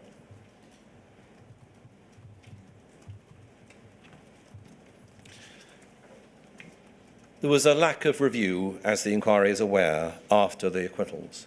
When Rob Wilson head of criminal law team at the Post Office, gave evidence in this phase on the 12th of December of 23, he told the inquiry that there would usually be a review undertaken by the Post Office when an acquittal was reported in a case that it had prosecuted. No review was conducted by the Post Office when Mrs. McKelvey was acquitted in 2004 and when Suzanne Palmer was acquitted in 2007. We have seen that the Post Office was more than happy to crow about Mrs. Misra's conviction in 2010, as evidenced by Mr. Jarnail Singh's emails. But had it reviewed Mrs. McKelvey and Mrs. Palmer's acquittals 3 and 6 years earlier, then maybe the truth would have come out within the organisation. It was striking that when Mr. Daly gave evidence on the 23rd of January in relation to the prosecution of Peter Holmes in 2010, he said that he was unaware of any other case where a sub-postmaster has alleged that Horizon was responsible for shortfalls. Ms. Price, counsel of the inquiry, specifically asked Mr. Daly whether he'd been made aware of Suzanne Palmer's acquittal, and he denied any knowledge of the matter. We suggest that the evidence shows a deliberate corporate decision to not review acquittals such as those of Maureen McKelvey and Suzanne Palmer, for the simple reason that Paul never wanted the truth to get out. I turn to now the matter that relates to Joan Bailey. Joan Bailey was the assistant to her husband, who was the sub-postmaster for Howie in Wales. She received a caution after a shortfall was identified at an audit in January 2011. Miss Bailey was particularly unfortunate because her case was handled under the Bradshaw-Singh axis. Her case is covered in Mr. Atkinson's second report, paragraphs 444 to 458, saying there that Mrs. Bailey and her solicitor raised the Horizon system at interview, but Stephen Bradshaw, the Post Office investigator, said, "Well, I can assure you that whatever glitches, if there are any at the beginning with Horizon Next Generation, has been solved, right." Mr. Bradshaw submitted an investigation report to Mr. Singh, but there was no proposal in that report that any inquiry should be made into the operation of the Horizon system at that branch. Mr. Singh reviewed the case and followed Mr. Bradshaw's suggestion that there should be a caution, but dependent on there being an undertaking from a solicitor that the Post Office would recoup the identified loss from a sale of Mrs. Bailey's home. The evidence in her case shows that there was no consideration of any of the issues with the Horizon system that Mrs. Bailey had identified. Mr. Atkinson correctly notes that this is pertinent because it would have been appropriate to consider whether there was sufficient evidence to prove the offence and whether it was in the public interest even to caution Mrs. Bailey, as opposed to taking no criminal action against her at all. The decision to issue a caution without any investigation into the accuracy of the Horizon data upon which reliance was placed, the lack of any financial inquiry, and the obvious financial motivation behind the giving of a caution are all strong indicators that there was a miscarriage of justice in Mrs. Bailey's case. However, unlike those who are convicted at the hands of the Post Office, cautions cannot be overturned. A caution may be challenged by way of judicial review and therefore will be subject, because of JR time limits, to the timeliness of a challenge. There are procedures in magistrates' courts to review the administration of cautions. However, these procedures are unlikely to assist the victims of the Post Office, such as Joan Bailey and Suzanne Hazelton, many years after the event. Mrs. Bailey's caution, in fact, conflicted, we say, with the Post Office's own policies, because the flawed investigation did not establish evidence of guilt sufficient to give a realistic prospect of conviction. We say that the administration of a caution to Mrs. Bailey was every bit as much of an abusive process as a conviction would have been. In the absence of any obvious remedy, we invite the Chair, you, sir, to make a robust finding in the final inquiry report that if you were called upon to decide this issue in a court, that the administration of cautions to Mrs. Bailey and others were an abuse of process. This may enable, in so much as it is possible, for our clients' names to be cleared in at least a public manner. Move on to Mr. Holmes. I'm not trying to be difficult, Mr. Steen, but can I actually do that? Well, so yes, you can only make the comment. You cannot make a determination. We ask that the comment is considered. I can stretch my powers in the terms of reference to or beyond breaking point. Yeah. And we ask you so to do, yes. All right. Mr. Holmes. Peter Holmes is a classic case of a sub-postmaster or assistant raising the issue of Horizon from the very outset, but Post Office investigators failing to follow up on a basic line of inquiry. Mr. Holmes was an assistant, actually the de facto sub-postmaster at Jesmond Post Office branch, and pleaded guilty to 4 counts of false accounting in December 2009. Tragically, Peter, a former policeman of 12 years and a man of impeccable character, died in the years before the Court of Appeal finally cleared his name. His prosecution was always an affront to justice, as the Court of Appeal rightly found. Peter has been more than ably represented by his widow Marion. It must be a great source of shame to the Post Office that its employee, Mr. Daly, was unable to provide any apology for the part that he played in Peter's conviction and the loss of his reputation. It really beggars belief that Mr. Daly didn't consider, having conducted an investigation into Mr. Holmes and having uncovered absolutely nothing, whether Mr. Holmes was right when he blamed the bloody awful Horizon system. You will remember, sir, the long silence that followed when you put this very point to Mr. Daly on the 23rd of January. Mr. Atkinson dealt with Mr. Holmes's case at paragraphs 309 to 335 of his report. He noted that there was no evidence of any Horizon checks, which is consistent with the material that was in the evidence schedules in the criminal proceedings and also with the evidence that is before this inquiry. Mr. Daly's protestations that such checks would have been conducted are without any credibility. Once again, the decision to charge was made without reference to any public interest and did not set out how dishonesty was said to be established. Mr. Daly was a singularly unimpressive witness. What would Mr. Holmes think himself? Peter would have been horrified at the absence of proper lines of inquiry as an ex-police officer. He would have been devastated to learn about the complete failure to pursue lines of inquiry that pointed to the innocence of the person under investigation.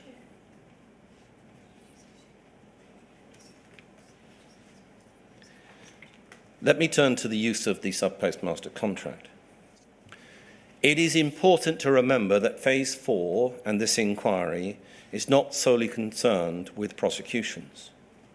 Hundreds, if not thousands, of sub-postmasters were hounded under the Post Office tyranny into paying alleged shortfalls which have been generated by the Horizon system. The Post Office seems to have believed that its contract with sub-postmasters entitled it to embezzle without proper investigation or even actual losses. Have we got to the bottom of where the sub-posters' money went when they paid for shortfalls as a result of the Horizon bugs, errors and defects in the system?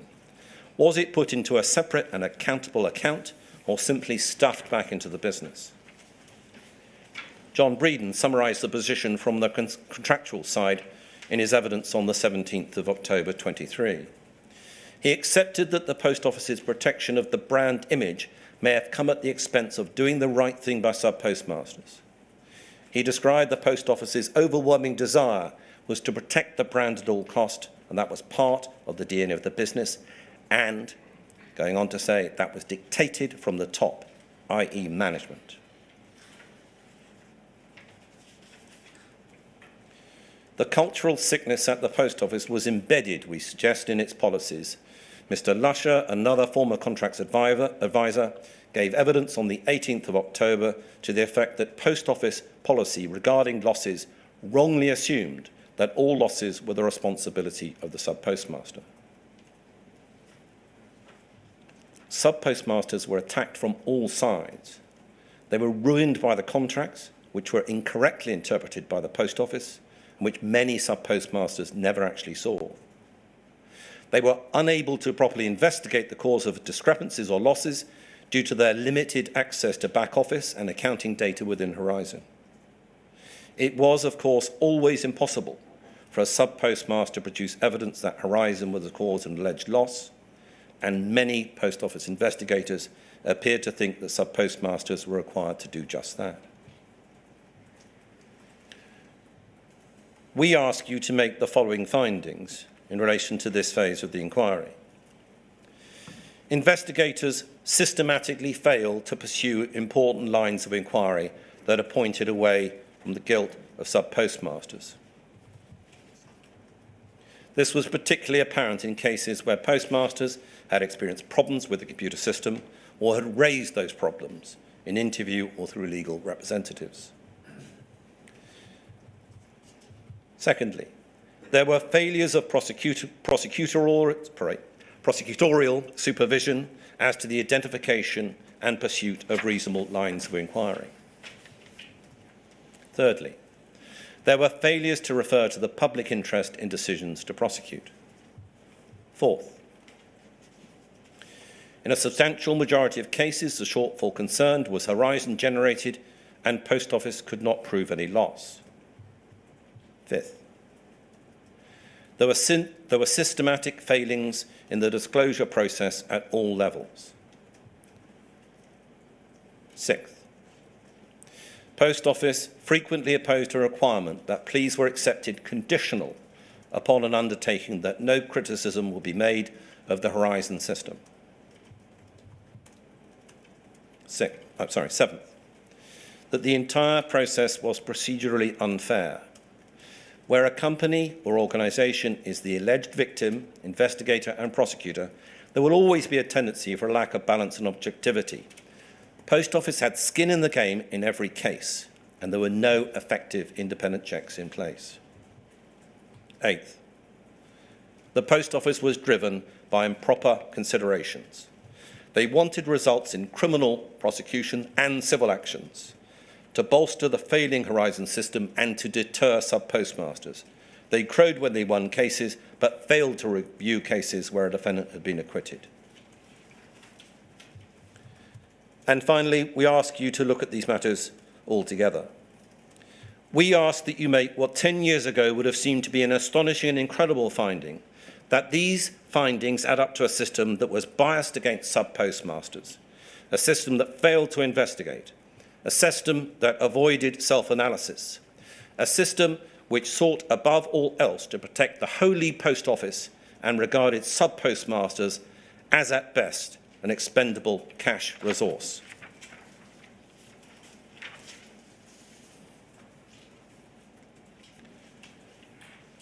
So what does all this mean? It remains the case that perhaps 80% of the wrongfully convicted of this Post Office's victims have not come forward. And there will be hundreds more of sub-postmasters, mistresses, managers and staff whose lives have been blighted by the threats of criminal actions, civil actions and employment issues whose cases remain untouched. This scandal cannot be over until every Post Office victim is identified, every Post Office victim vindicated, and every Post Office victim fully and properly compensated. As to compensation, it needs to be paid and paid now. To those of you who are watching and who are thinking of coming forward, we urge you to do so. Seek assistance with overturning your conviction, unpicking your bankruptcy or IVA, and access the compensation to which you are entitled. We suggest that you have nothing to fear any more from the Post Office. They have been discredited, they have been beaten, and they cannot hurt you anymore. 2 weeks ago, we asked of Mr. Patterson, the UK and European Director of Fujitsu, whether Fujitsu will commit to compensation of sub-postmasters, and he agreed that the establishment of a fund to support sub-postmasters and their families in future education and entrepreneurial endeavours would be a good idea. We asked that question openly, on record, under the public gaze, as our clients have learned that no one in this sorry saga can be trusted, so we must get commitments on the record. Now, given that Fujitsu, it appears, has only just woken up to its own responsibility to sub-postmasters, the working out of the details of such a scheme will take time, but we ask Fujitsu to turn this good idea into a good reality. We need to acknowledge the importance of the inquiry and our independent press, and indeed the general public in continuing to hold the Post Office, Fujitsu and the government to account. Marion Holmes told me last week that unless this tragedy is kept in the public eye, it would die again, as it appeared to have done before her husband's conviction was overturned. Lastly, sir, our brave and remarkable clients would wish to thank you, sir, and the excellent inquiry team for their invaluable work in this inquiry. Phase 5 will draw back the corporate veil yet further and reveal greater details of the scandal and the extent of the cover-up. Sir, as ever, we look forward to assisting the inquiry in that phase. So I don't know whether I achieved the accolade of excellence regarding timing, but those are our submissions. Well, in terms of your prediction of length, certainly, Mr. Steen, a model, if I may say so, and thank you very much for your submissions. So next is Miss Watt, I gather, Mr. Beer. Yes, that's right, sir. And can I ask her whether she wants to go now or whether she'd like a few minutes break? Sir, I'm in your hands. If you suit just to have a few minutes. I'm sorry, you're going to have to repeat that. I didn't catch it. Can you hear me now? Only just. You'll get some assistance now. How about that? No. Oh, here, I think that's me now. Yes, definitely no. Thank you. I'm in your hands, sir. Whichever would suit. It may be a few minutes would suit, but I'm happy to go. Well, fine. All I'd say is that given the exemplary way in which advocates are keeping to time limits, we've got about 3/4 of an hour left in total. So I'm very happy to have a few minutes break, and then we'll complete the next two submissions. And that will be. Thank you, sir. So we'll start again at 12:30. Fine.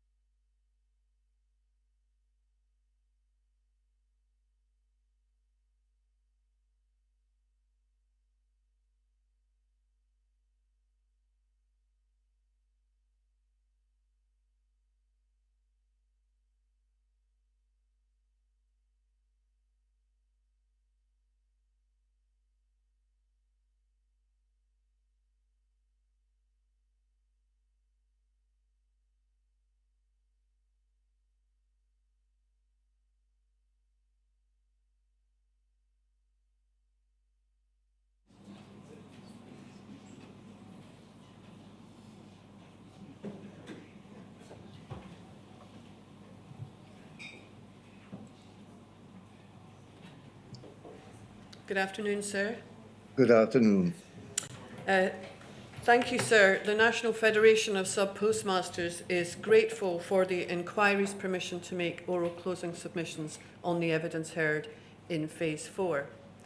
The NFSP of today once again takes this opportunity to confirm to this most important of public inquiries that it is committed to assisting the inquiry in any way it can. It has watched carefully the Phase 4 evidence throughout and submitted questions for witnesses to counsel to the inquiry throughout. It wants the inquiry to shine a light where there have been lies, deception and potential criminality.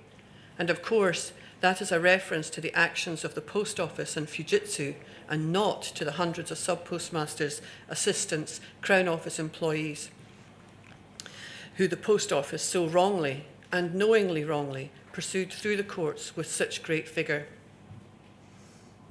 It is no exaggeration to say that the evidence throughout Phase 4, taken either individually or collectively, has been nothing short of extraordinary, but not in a good way.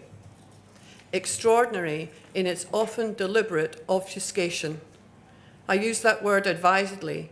The action of making something obscure, unclear, or unintelligible, and several, indeed many, candidates for that immediately come to mind.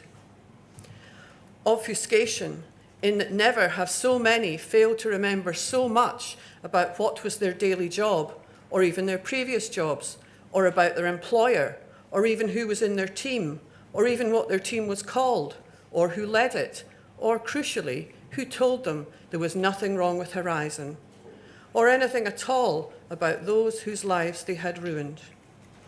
Apparently, it's just one big collective memory failure.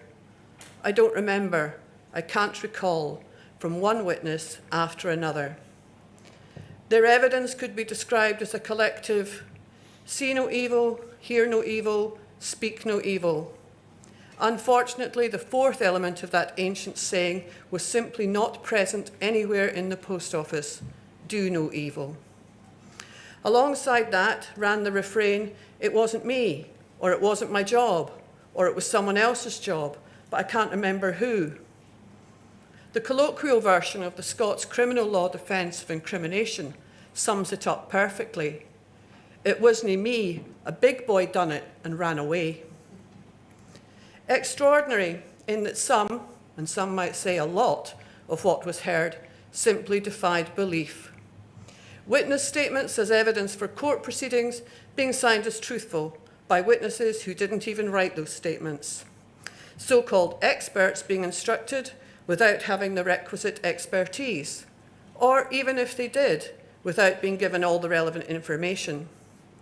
Witnesses who today think that those they investigated and whose convictions were quashed in the criminal appeal courts are actually still guilty.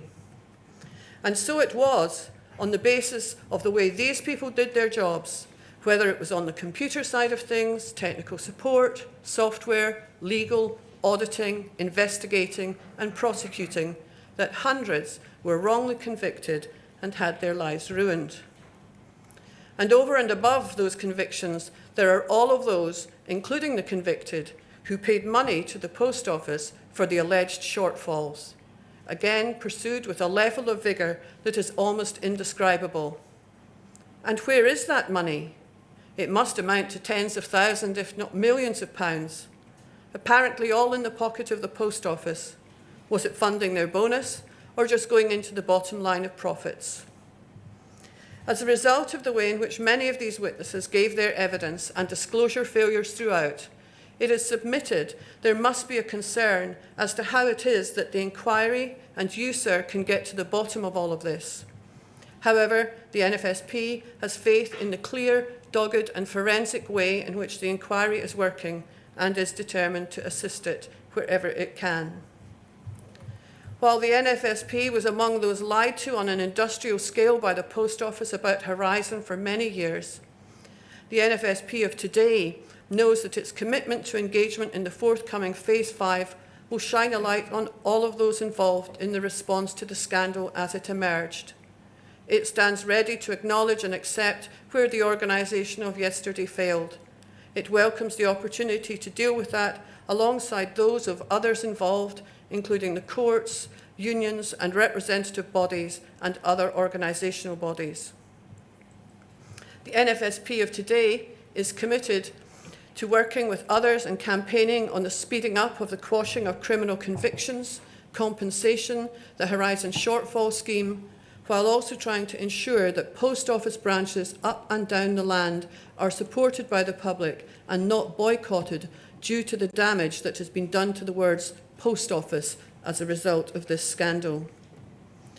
Whatever some have said about the past, the one thing the NFSP of today can say loud and clear is that it is prepared wherever and whenever necessary to publicly criticise the post office, and it does so here today, loud and clear. In terms of disclosure, it's submitted that Phase 4 has highlighted, and indeed the inquiry has been plagued by, the Post Office's disclosure failures. There's the original failure to fully and properly comply with their disclosure obligations under earlier Rule 9 requests, and the ongoing failure, for whatever reasons, to provide documents which are relevant not only to forthcoming phases, but which may have been relevant to this and previous phases. It appears from the Phase 4 evidence that there is a culture within the Post Office and those who work with them that understanding and ensuring that proper disclosure has occurred is always someone else's responsibility, and then to blame others when it has not occurred. Investigators, including the head of security, blame the criminal law team, despite usually being disclosure officers themselves. See, for instance, the evidence of Stephen Bradshaw on the 11th of January, and also Tony Marsh on the 5th of July. The Post Office criminal law team allegedly relied upon their investigators, their reports and their disclosure schedule, despite having their own duties in relation to disclosure. See, for instance, the evidence of Rob Wilson on the 12th of October. The external legal team blamed the Post Office's instructions regarding this. See the evidence of Andrew Bulk on the 15th of December, and expected to be told if there was a problem. All of this despite the duty to ensure that all disclosable documents were made available to the court. And as a result of the failures by the Post Office either to obtain all of the relevant and necessary documents, which would, for instance, show transactions, or to fully disclose what was known about Horizon, or both of those things, postmasters and others accused of theft, embezzlement, false accounting and other crimes, and those representing them, didn't stand a chance of proving their innocence. The NFSP believes the evidence shows that the Post Office and those instructed by them to pursue action against Horizon users failed to provide full disclosure to those subject to investigations and court actions. They failed to provide full disclosure to those they investigated, especially if they were not represented. See the evidence of Tony Marsh on the 5th of July, and more recently Robert Daly on the 23rd of January.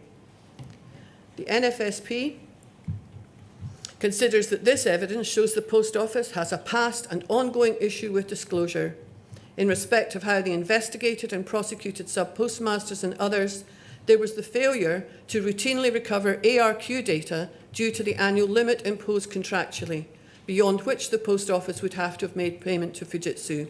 See, for instance, the evidence of Natasha Bernard on the 10th of November and Debbie Staple on the 14th of November, Tony Utting on the 17th of November, and Mike Wilcox on the 7th of December. And that was despite the knowledge that this vitally important data, if disclosed, would allow a cross-check with the transactions the postmaster said had taken place. The NFSP submits that it is frankly unacceptable that the Post Office's failures in disclosure have significantly and repeatedly delayed the hearing of key witnesses such as Gareth Jenkins, and have allowed other witnesses to claim that policies and procedures were in place that were not available to the inquiry for us to see. Given that this inquiry, with its statutory powers, threat of sanctions and public scrutiny, has struggled to get the Post Office to comply with disclosure obligations, the NFSP is concerned that once this inquiry has concluded, the Post Office will continue to fail to provide proper disclosure to those undergoing investigations or in other proceedings.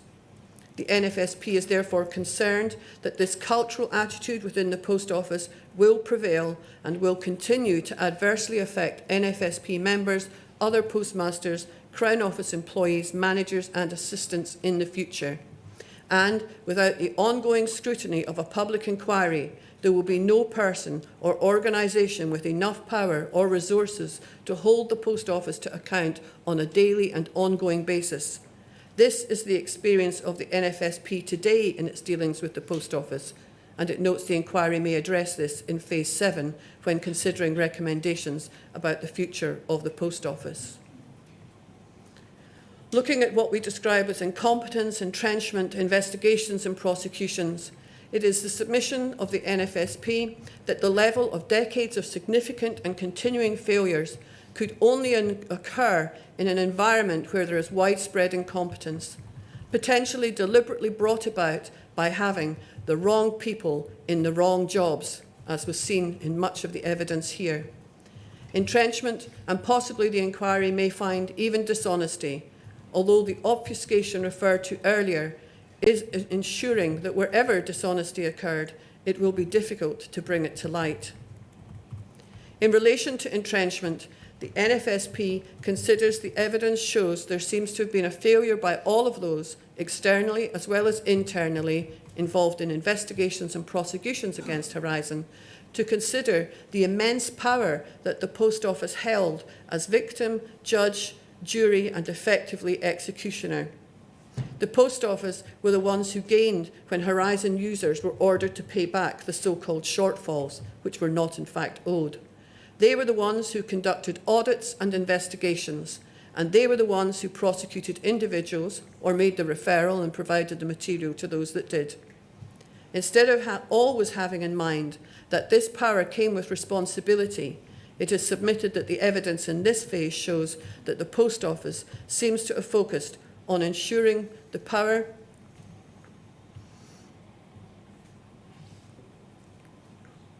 I'm sorry, sir, I've just lost my place there. The power they had was retained and unchallengeable through making examples of those who challenged Horizon to deter others from making allegations. See, for example, the now infamous and often mentioned here Horizon bashing email from Jarnail Singh to Mandy Talbot and others regarding Seema Misra's case on 21 October 2010. That's Paul 0009368 at page 5. The email from Stephen Daly to Mandy Talbot regarding Lee Castleton dated 5 May 2009. That's Paul 000700237.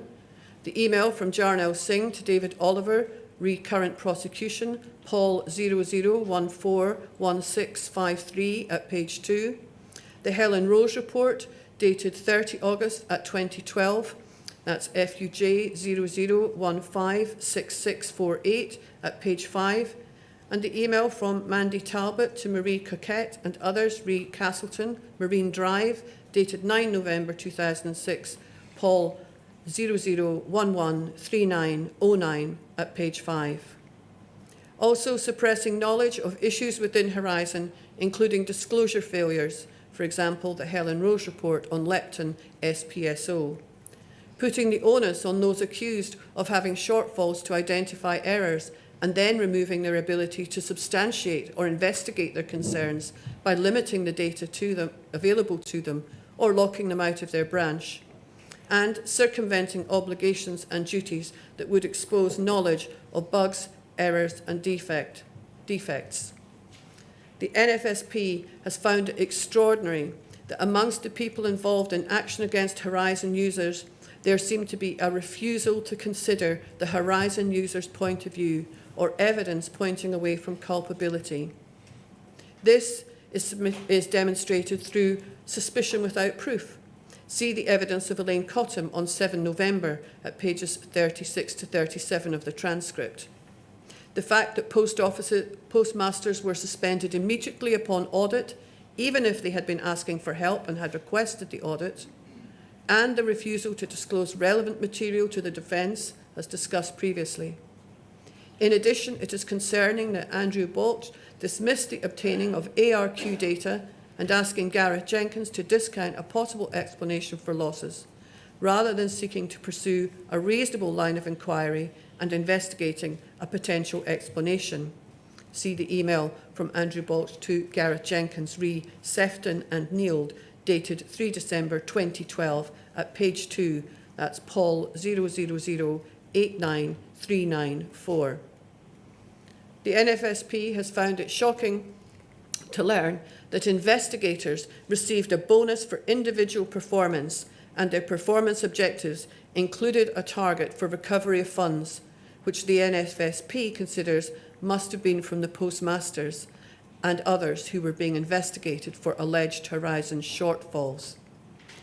Investigators were tasked with looking into all of the evidence supporting and against the existence of the shortfall and the reason for that shortfall, and providing the information uncovered in their investigations to those pursuing actions against Horizon users.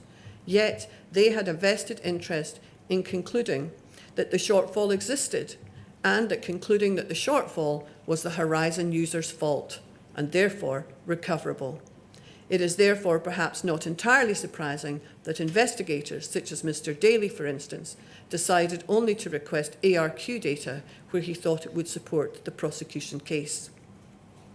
The NFSP submits that the evidence in Phase 4 shows the words investigations, audits and prosecutions are misnomers.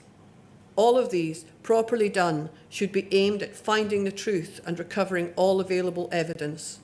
Here, the evidence that supported the Post Office's ability to prosecute and recover funds came from Horizon, and effectively barriers were in place which prevented the recovery of evidence that could support those whose balances were showing shortfalls or who were accused of wrongdoing. It is submitted that the evidence has shown an assumption of criminality or guilt pervaded each process. The NFSP believes the evidence shows that the culture of the Post Office's auditors, investigators and prosecutors of assuming Horizon guilt was so entrenched, so pervasive, that some of those involved in prosecutions which have subsequently been overturned believe believe the Horizon users were still guilty today.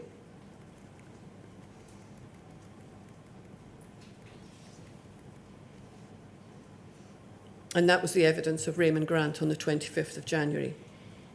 It's submitted that the entrenchment of individuals involved in actions against Horizon users and a refusal to consider the other side is also demonstrated in the language they used.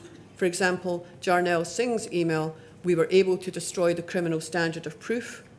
Interview transcripts with assertions made to the postmaster, "You're lying to us again and again, and you have told me a pack of lies." There was also the shocking statement that postmasters were getting support for the contention that Horizon is the cause of all evil and that they were the perfect postmasters, which came from Mandy Talbot in an email to Michelle Graves, re Eleanor Dixon, dated 6 January 2010. That's Paul 000537778 at page 5. The NFSP believes this is also demonstrated through the language used within files and policies that assume guilt or are otherwise detrimental, such as policies having a section on prosecuting criminals, the compiling of offender reports, and of course, the despicable racist identification codes document.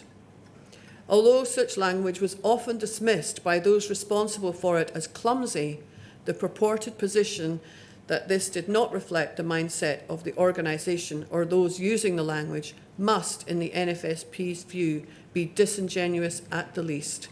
Indeed, it is noted that the language about Horizon bashing was not uncommon at every level. The NFSP believes that the consistent use of language assuming guilt and dismissing the Horizon users' concerns reflect an institutional mindset that is detrimental to Horizon users.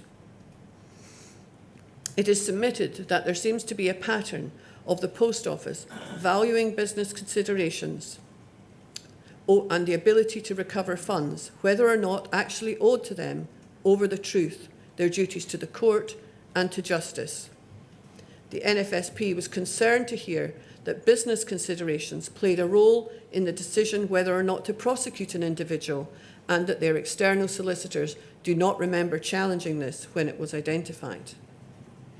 The NFSP has been shocked by the displays of incompetence by some of those giving evidence to the inquiry, in particular the evidence of Elaine Cottam and Jarnell Singh, call into question the post office's and their lawyers' understanding of basic concepts such as how to answer questions in a witness statement and whether information that is not written down is disclosable.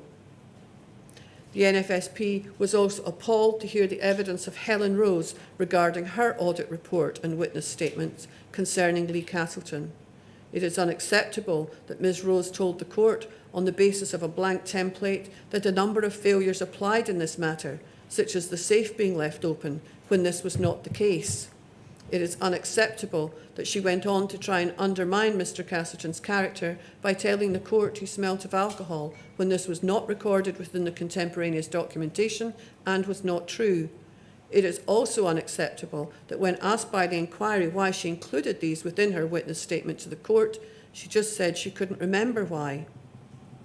The NFSP submits that this demonstrates a fundamental disregard for ensuring that she was fulfilling her duty to the court and begs the question whether there was anything that those involved in actions against Horizon users weren't willing to do in order to make an example of those challenging Horizon and ensure that prosecutions and the recovery of funds could continue.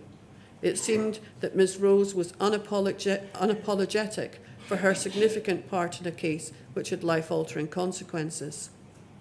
This also appeared to be the case for Mr Singh, who, despite being advised that Gareth Jenkins' role as an expert witness had been discredited and that there were instances where the Post Office had breached their disclosure obligations, provided a quotation to the Post Office's public affairs manager that it submitted he knew must be untrue to allow the Post Office to defend Horizon to the public. He seemed equally unapologetic for his part in his role as head of criminal law, or whatever the title may have been, Mr Singh seemed not to be able to remember. Instead, he compared himself as aggrieved in the same way as victims of Horizon were, because he was in a position to do something and he didn't. His evidence, and that of Elaine Cottam, was shocking in its incoherence and, whether deliberate or not, adds to the obfuscation created by so much of the witness evidence. Touching on legal obligations, another key concern for the NFSP that has emerged from Phase 4 is that those involved in progressing investigations, prosecutions and other processes within and behalf of the Post Office appear to have gone beyond failing to comply with their legal obligations by omission. The NFSP submits that one example of this was an apparent attempt to minimise or destroy written information about issues with Horizon. This seemed to have been based on an idea that if information was not written down, it did not have to be disclosed. The NFSP is appalled to hear that not only were those who were dealing with taking action against Horizon users told to reduce electronic correspondence regarding Horizon issues, for instance the evidence of the witness John Scott, and not to take minutes in relevant meetings, but the people were also told that typed minutes should be scrapped and it was implied that minutes should be shredded. The NFSP considers that the Post Office must explain to the inquiry and the victims of Horizon why they did not change practices in the light of the advice provided by Simon Clark on the 2nd of August 2013. See Advice on Disclosure and the Duty to Records and Retain Material by Simon Clark, dated 2 August 2013. That's Paul 00006799. It's also submitted that the apparent attempt to avoid disclosure of weaknesses in cases against Horizon can be seen in the difference between an offender report and a discipline report.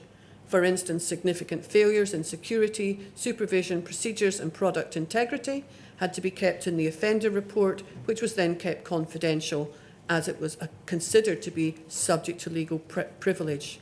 However, those failures were explicitly not contained within the discipline report, which was disclosed to the person being investigated and therefore could have an impact on the ability to prosecute and the reputation or security of the Post Office.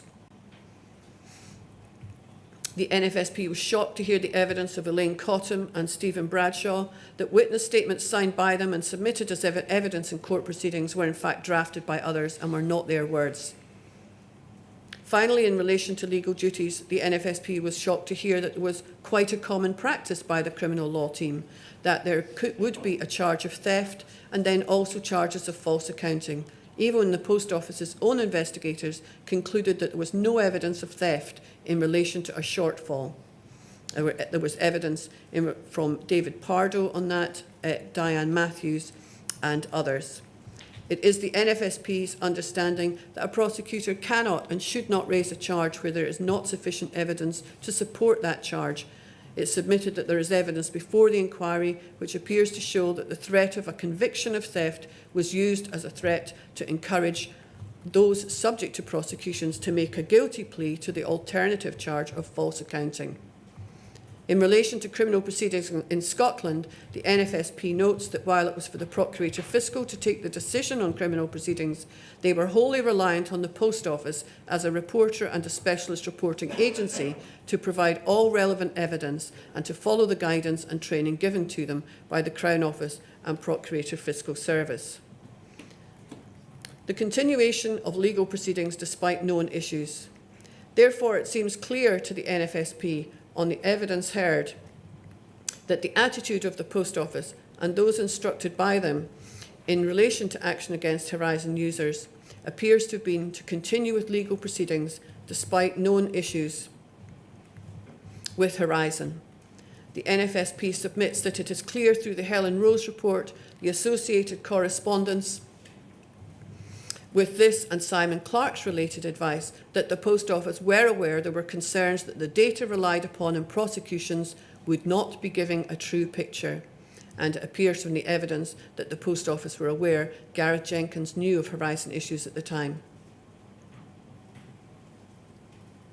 It seems to the NFSP that, at least partially as a result of the likely impact of an investigation on the ability of the Post Office to prosecute postmasters and others, the proposed independent review by an external organisation such as Ernst & Young did not occur.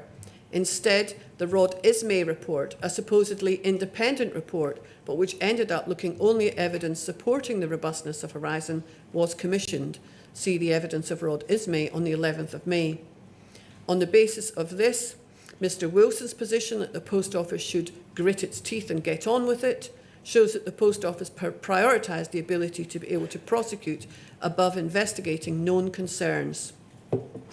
In addition, the NFSP submits that it was unacceptable that those within the Post Office who by then knew of Horizon integrity issues did not have discussions about pausing prosecutions due to the fear this would immediately cast doubt on prosecutions that had been completed before. See the evidence of David Pardo on the 29th of November.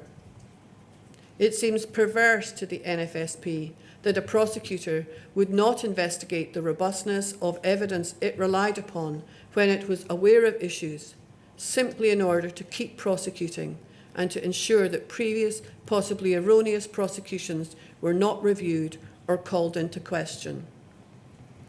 In closing, sir, the NFSP believes that as a result of the actions and failures of the Post Office in effectively creating the Horizon scandal, the Post Office have tarnished this once most trusted of brands. The NFSP is therefore concerned about the impact of this on its members and other postmasters who have invested in this network, and also the relationship which it must have with the Post Office to protect their members' investment. The NFSP considers the evidence so far demonstrates a pervading culture of cover-up, incompetence, knowingly doing wrong in relation to prosecutions, and an entrenchment of placing corporate considerations above legal obligations and human decency. The NFSP is concerned about how postmasters, their assistants and staff, Crown Office employees and their respective representative bodies are meant to have trust in their ongoing relationship with a huge and powerful organisation which has not so far, on the evidence, demonstrated the fundamental cultural and moral change which is necessary as a result of the miscarriages of justice. In that regard, the NFSP looks forward to the inquiry's recommendations for the future in Phase 7. And I believe that concludes my submissions just within 30 minutes, sir. Well, you two are to be warmly congratulated on the quality of your submissions and your predictive powers. So that leaves Mr. Monroe. Thank you, sir. Wonder if I can be heard, sir? It's not very loud at the moment. It needs to be amplified.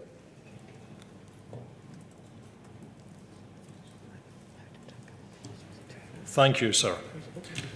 There we go. Thank you. Sir, thus far, there have only been a handful of successful appeals against Horizon convictions in Scotland. Our client, Susan Sinclair, was the first to see her conviction overturned. Following a POL investigation and report, Ms Sinclair was prosecuted by the Scottish Public Prosecutor, COPFS, on a charge of common law embezzlement in 2003. She was found guilty after trial in 2004. It appears, on the evidence that this inquiry has heard, that COPFS only became institutionally aware of material concerns about the reliability of Horizon evidence in 2013. But it took a far-reaching investigation by the Scottish Criminal Cases Review Commission, the SCCRC, before Ms Sinclair's conviction was referred to the High Court of Justiciary in November 2022. Her appeal was finally allowed on the 29th of September of last year. Ms Sinclair sought and was granted core participant status on the 17th of November 2023, long after this inquiry, and indeed this phase, began. In light of that, those who have spoken powerfully before me are in a far better position to make submissions on the totality of the Phase 4 evidence, insofar as it concerns audits and investigations, preparation of cases for prosecution, failures in disclosure on the part of POL. And likewise, I recognise that this inquiry has heard of the harrowing experiences of countless SPMs whose lives were ruined by false accusations and the events which followed. I do not seek to add anything to what others have already forcefully said. My focus in the brief time I have available, sir, will be instead on matters specific to Ms Sinclair's experience and to those of Scottish sub-postmasters in general. And I propose to address 4 questions. Firstly, did the involvement of COPFS, the independent public prosecutor, afford greater protection to those facing allegations? And if not, why not? Secondly, did POL understand its duties as a specialist reporting agency? Did it discharge them, particularly in relation to revelation? Thirdly, did COPFS comply with its duty of continuing disclosure? And fourthly, to what extent did the corroboration requirement that we have in Scottish criminal law act as a safeguard against wrongful conviction? So if I may turn to the first of those questions, did the involvement of COPFS afford greater protection to those facing allegations? As the inquiry will be aware, in Scotland, prosecutions are generally the responsibility of the Crown, COPFS. Private prosecutions are vanishingly uncommon.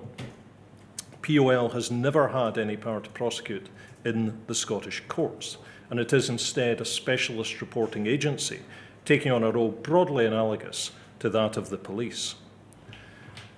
Did then the involvement of the public prosecutor make any practical difference? And I respectfully suggest that on the face of it, the answer to that question is no. The failure of POL to reveal issues with Horizon meant, at least until 2013, that cases were prosecuted on the same evidential understanding as elsewhere.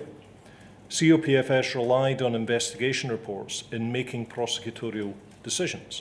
We heard that from the evidence of David Teal, INQ 00001120 at page 7.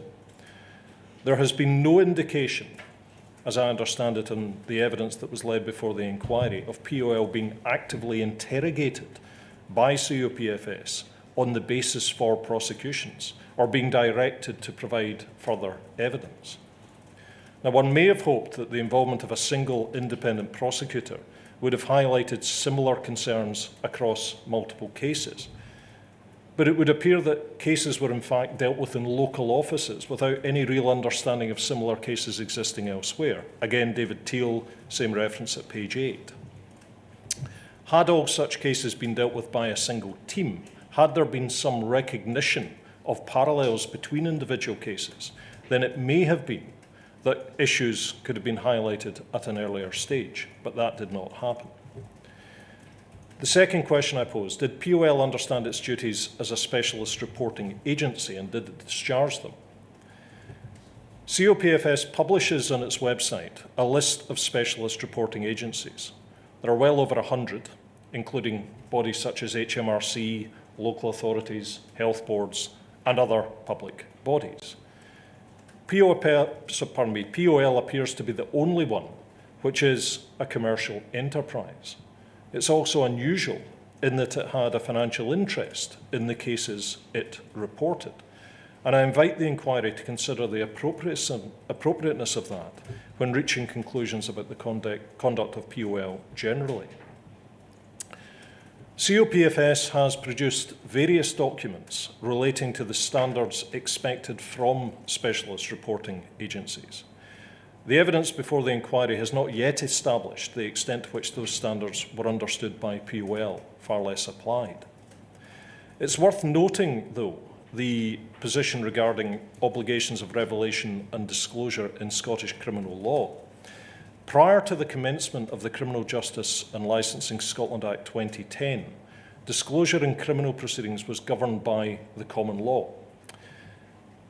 The legislation that now applies in sections 117 and 119, referring to summary and solemn cases respectively, now provides that as soon as practicable, after first appearance in court, the investigating agency, in this case POL, must provide the prosecutor with details of all the information that may be relevant to the case for or against the accused that the agency is aware of that was obtained, whether by the agency or otherwise, in the course of investigating the matter.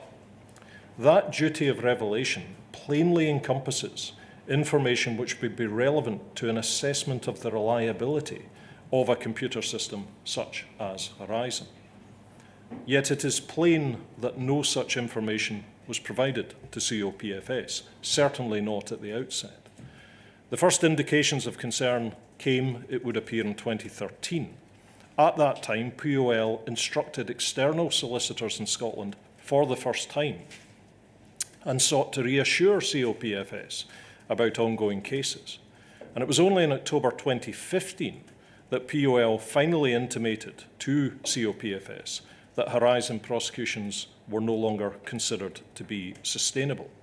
I refer to the statement of Kenneth Donnelly, Deputy Crown Agent, a very senior position in Crown Office, which is WITN 10510100 at paragraphs 43 to 53. I then ask, did COPFS comply with its duty of continuing disclosure? Now, plainly, COPFS could not disclose to the defence information that it was unaware of. POL's revelation of the Horizon problems came 10 years too late, so far as Ms Sinclair's prosecution was concerned. But COPFS's duty did not end at the point of conviction. Section 137 of the 2010 Act provides that where the prosecutor becomes aware of relevant information after conviction, that information must be disclosed to the convicted person as soon as practicable. This duty was acknowledged by Mr Donnelly, paragraphs 7 to 12 of his witness statement, and by David Teal in his oral evidence, that's INQ 00001120 at page 6, but wasn't further addressed. COPFS appears to accept that it knew of concerns about the reliability of Horizon in 2013. Yet no attempt appears to have been made to consider the implications for convicted persons, such as Mrs Sinclair, and the Crown's duties under Section 137. In his evidence, David Teal said that he was not asked to report back on any live cases to the Crown's head office. That's at page 10 of the same reference given. And as it was, it took a further 10 years from that point of 2013 and the involvement and the sterling work of the SCCRC before any Scottish convictions were finally overturned. The final question I would invite the inquiry to consider is, to what extent did the corroboration requirement act as a safeguard against wrongful conviction? And in the Scottish system, nobody can be convicted of a crime based on a single source of evidence alone. Where there is a strong primary source of evidence, however, all that is required is something that provides an independent check, evidence that is at least capable of supporting that primary source. Corroboration is often presented as a significant safeguard for accused people, and yet here it appeared that the assumption that evidence from a computer system was inherently reliable meant that very little was then thought to be required to corroborate it, and in particular to corroborate the fact that a crime had been committed, that money had disappeared. In the case of William Quarm, which the inquiry considered, corroboration apparently came from admissions that he made when confronted by investigators. David Teal's evidence, INQ 00001120 at page 16. In the case of my client, Ms. Sinclair, the court relied on, essentially, her unwillingness to accept that any money had gone missing, her failure to make a report to the authorities, and so forth. And we see that from the report from the trial judge, which is at COPF 0000052, page 12. It would appear that the existence of what might be termed technical corroboration was seen as being good enough in the face of this inherent acceptance of the reliability of a computer system, and that as a result, there was no need for COPFS to look any further. So in conclusion, these are, in my submission, matters which are critical for those affected in Scotland, but they have a wider impact. Those who think, for instance, that the mere removal of POL's power to prosecute in England and Wales would have prevented this scandal need only look at our experience north of the border to see the fallacy in that belief. To learn lessons for the future, we have to properly understand what happened in the past. Evidence on the issues which I have raised has been limited, I have to recognise, and I would invite the inquiry to consider a closer examination of at least some of these issues in the phases which follow. I'm obliged. And I'm obliged to you, Mr. Monroe, for reminding me of some very important features which have emerged as a consequence of looking at Scotland as well as England and Wales. Thank you. So I think, Mr. Beer, that concludes those who wish to make oral submissions. Is that correct? It is correct, sir, yes. Well, all that is going to happen now then is that I propose to make a short statement and then adjourn the inquiry. Sir, thank you, So yes. if you have any business, Mr. Beer, I'll make my statement and adjourn the inquiry. Thank you, sir. Phases 1 to 4 of the inquiry are now substantially complete. I use the word substantially quite deliberately. Oral evidence from a small number of witnesses, including Mr. Gareth Jenkins, is yet to be heard, and there remains a possibility that the continuing disclosure of documents to the inquiry will reveal issues related to phases 2, 3, and 4, which will require the inquiry to make public additional documents or even adduce further oral evidence. Now, however, it is time to look forward and for me to lay out how and when I propose to deal with the remaining phases of the inquiry. For some time now, I have been considering the possibility that phases 5 and 6 should be run together as one phase. Having consulted with my legal and secretariat teams, I have decided that this is the way forward. Those phases are concerned with so many issues which overlap that to consider them separately would be artificial and probably excessively time-consuming. There is, however, one topic within Phase 5 which I do not consider can be appraised finally for some time yet. That is the topic of the 3 compensation schemes currently in being. I must reach conclusions about whether these schemes are operating and/or have operated fairly, and whether they have fulfilled their stated aim of providing full and fair compensation promptly to all those who are eligible to receive it. I have decided that to do justice to this topic, it will be heard as part of Phase 7. This will allow me to look at as full a picture as possible relating to compensation issues before I report to the Minister. However, I am conscious that this topic attracts widespread attention for obvious and justified reasons. It is now virtually 6 months since I delivered an interim report relating to compensation issues to the Minister. I am alive to the possibility that it may be necessary to hold a further discrete compensation hearing before the beginning of Phase 7. I will keep that under review during the course of the coming weeks.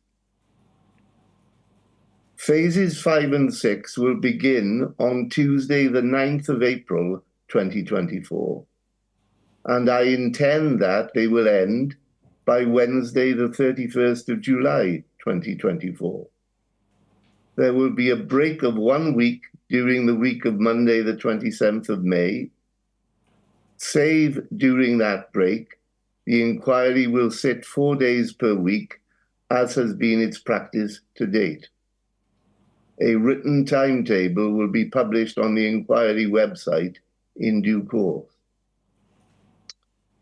Following consultation with my teams, I considered that whether it would be possible to start Phases 5 and 6 earlier than the 9th of April 2024.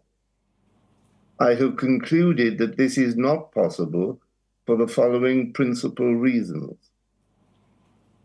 First, it is my current intention to adduce oral evidence from at least 68 witnesses in these phases. A great deal of preparatory work is and will be necessary if that number of witnesses is to be accommodated between the 9th of April and the 31st of July. A list of those 68 witnesses will be provided when this statement is published, as it will be later today. Second, if Phases 5 and 6 were to be heard separately, there would need to be breaks before Phase 5 began and then before the start of Phase 6. Those breaks, together with the periods necessary for oral hearings, would probably mean that Phases 5 and 6 would not be completed by the 31st of July, thereby prolonging the life of this inquiry. Accordingly, the break before the start of Phases 5 and 6 will help to assist the process of completing the evidence gathering as quickly as is reasonably practicable. Third, a substantial break now will maximize the chance that Post Office, UKGI, and any other document providers with whom the inquiry has expressed concern will be able to comply with their disclosure obligations in a timely way. Fourth, I have now heard a great deal of evidence, and I have heard a number of submissions on that evidence from representatives of core participants. I am satisfied that having the opportunity to take stock at this stage and perhaps formulate some preliminary views will minimize the time I will need to spend writing my report following the completion of evidence gathering. Assuming that phases 5 and 6 are complete by the 31st of July 2024, phase 7 will commence on Tuesday, the 3rd of September 2024. My current estimate is that this phase will be completed by the end of September 2024, but I make it clear that this is a provisional view. Finally, my report will follow as soon as is reasonably practicable following the completion of the evidence gathering. As I have said, that statement will be published later this afternoon with a list of the 68 persons who will be called to give evidence in phases 5 and 6. Experience over very many years has taught me that when judges or chairs of inquiries try to make jokes, it usually falls very flat. I will, however, end this session by sharing with you my wry amusement at the efforts of my English brethren and sisters to pronounce the name of Mr. Huey Thomas's branch in Anglesey. Various permutations have been tried. As a South Walian, I would call it Gaerwen. Thank you all very much, and I'll see you in April, if not before. Thank you, sir.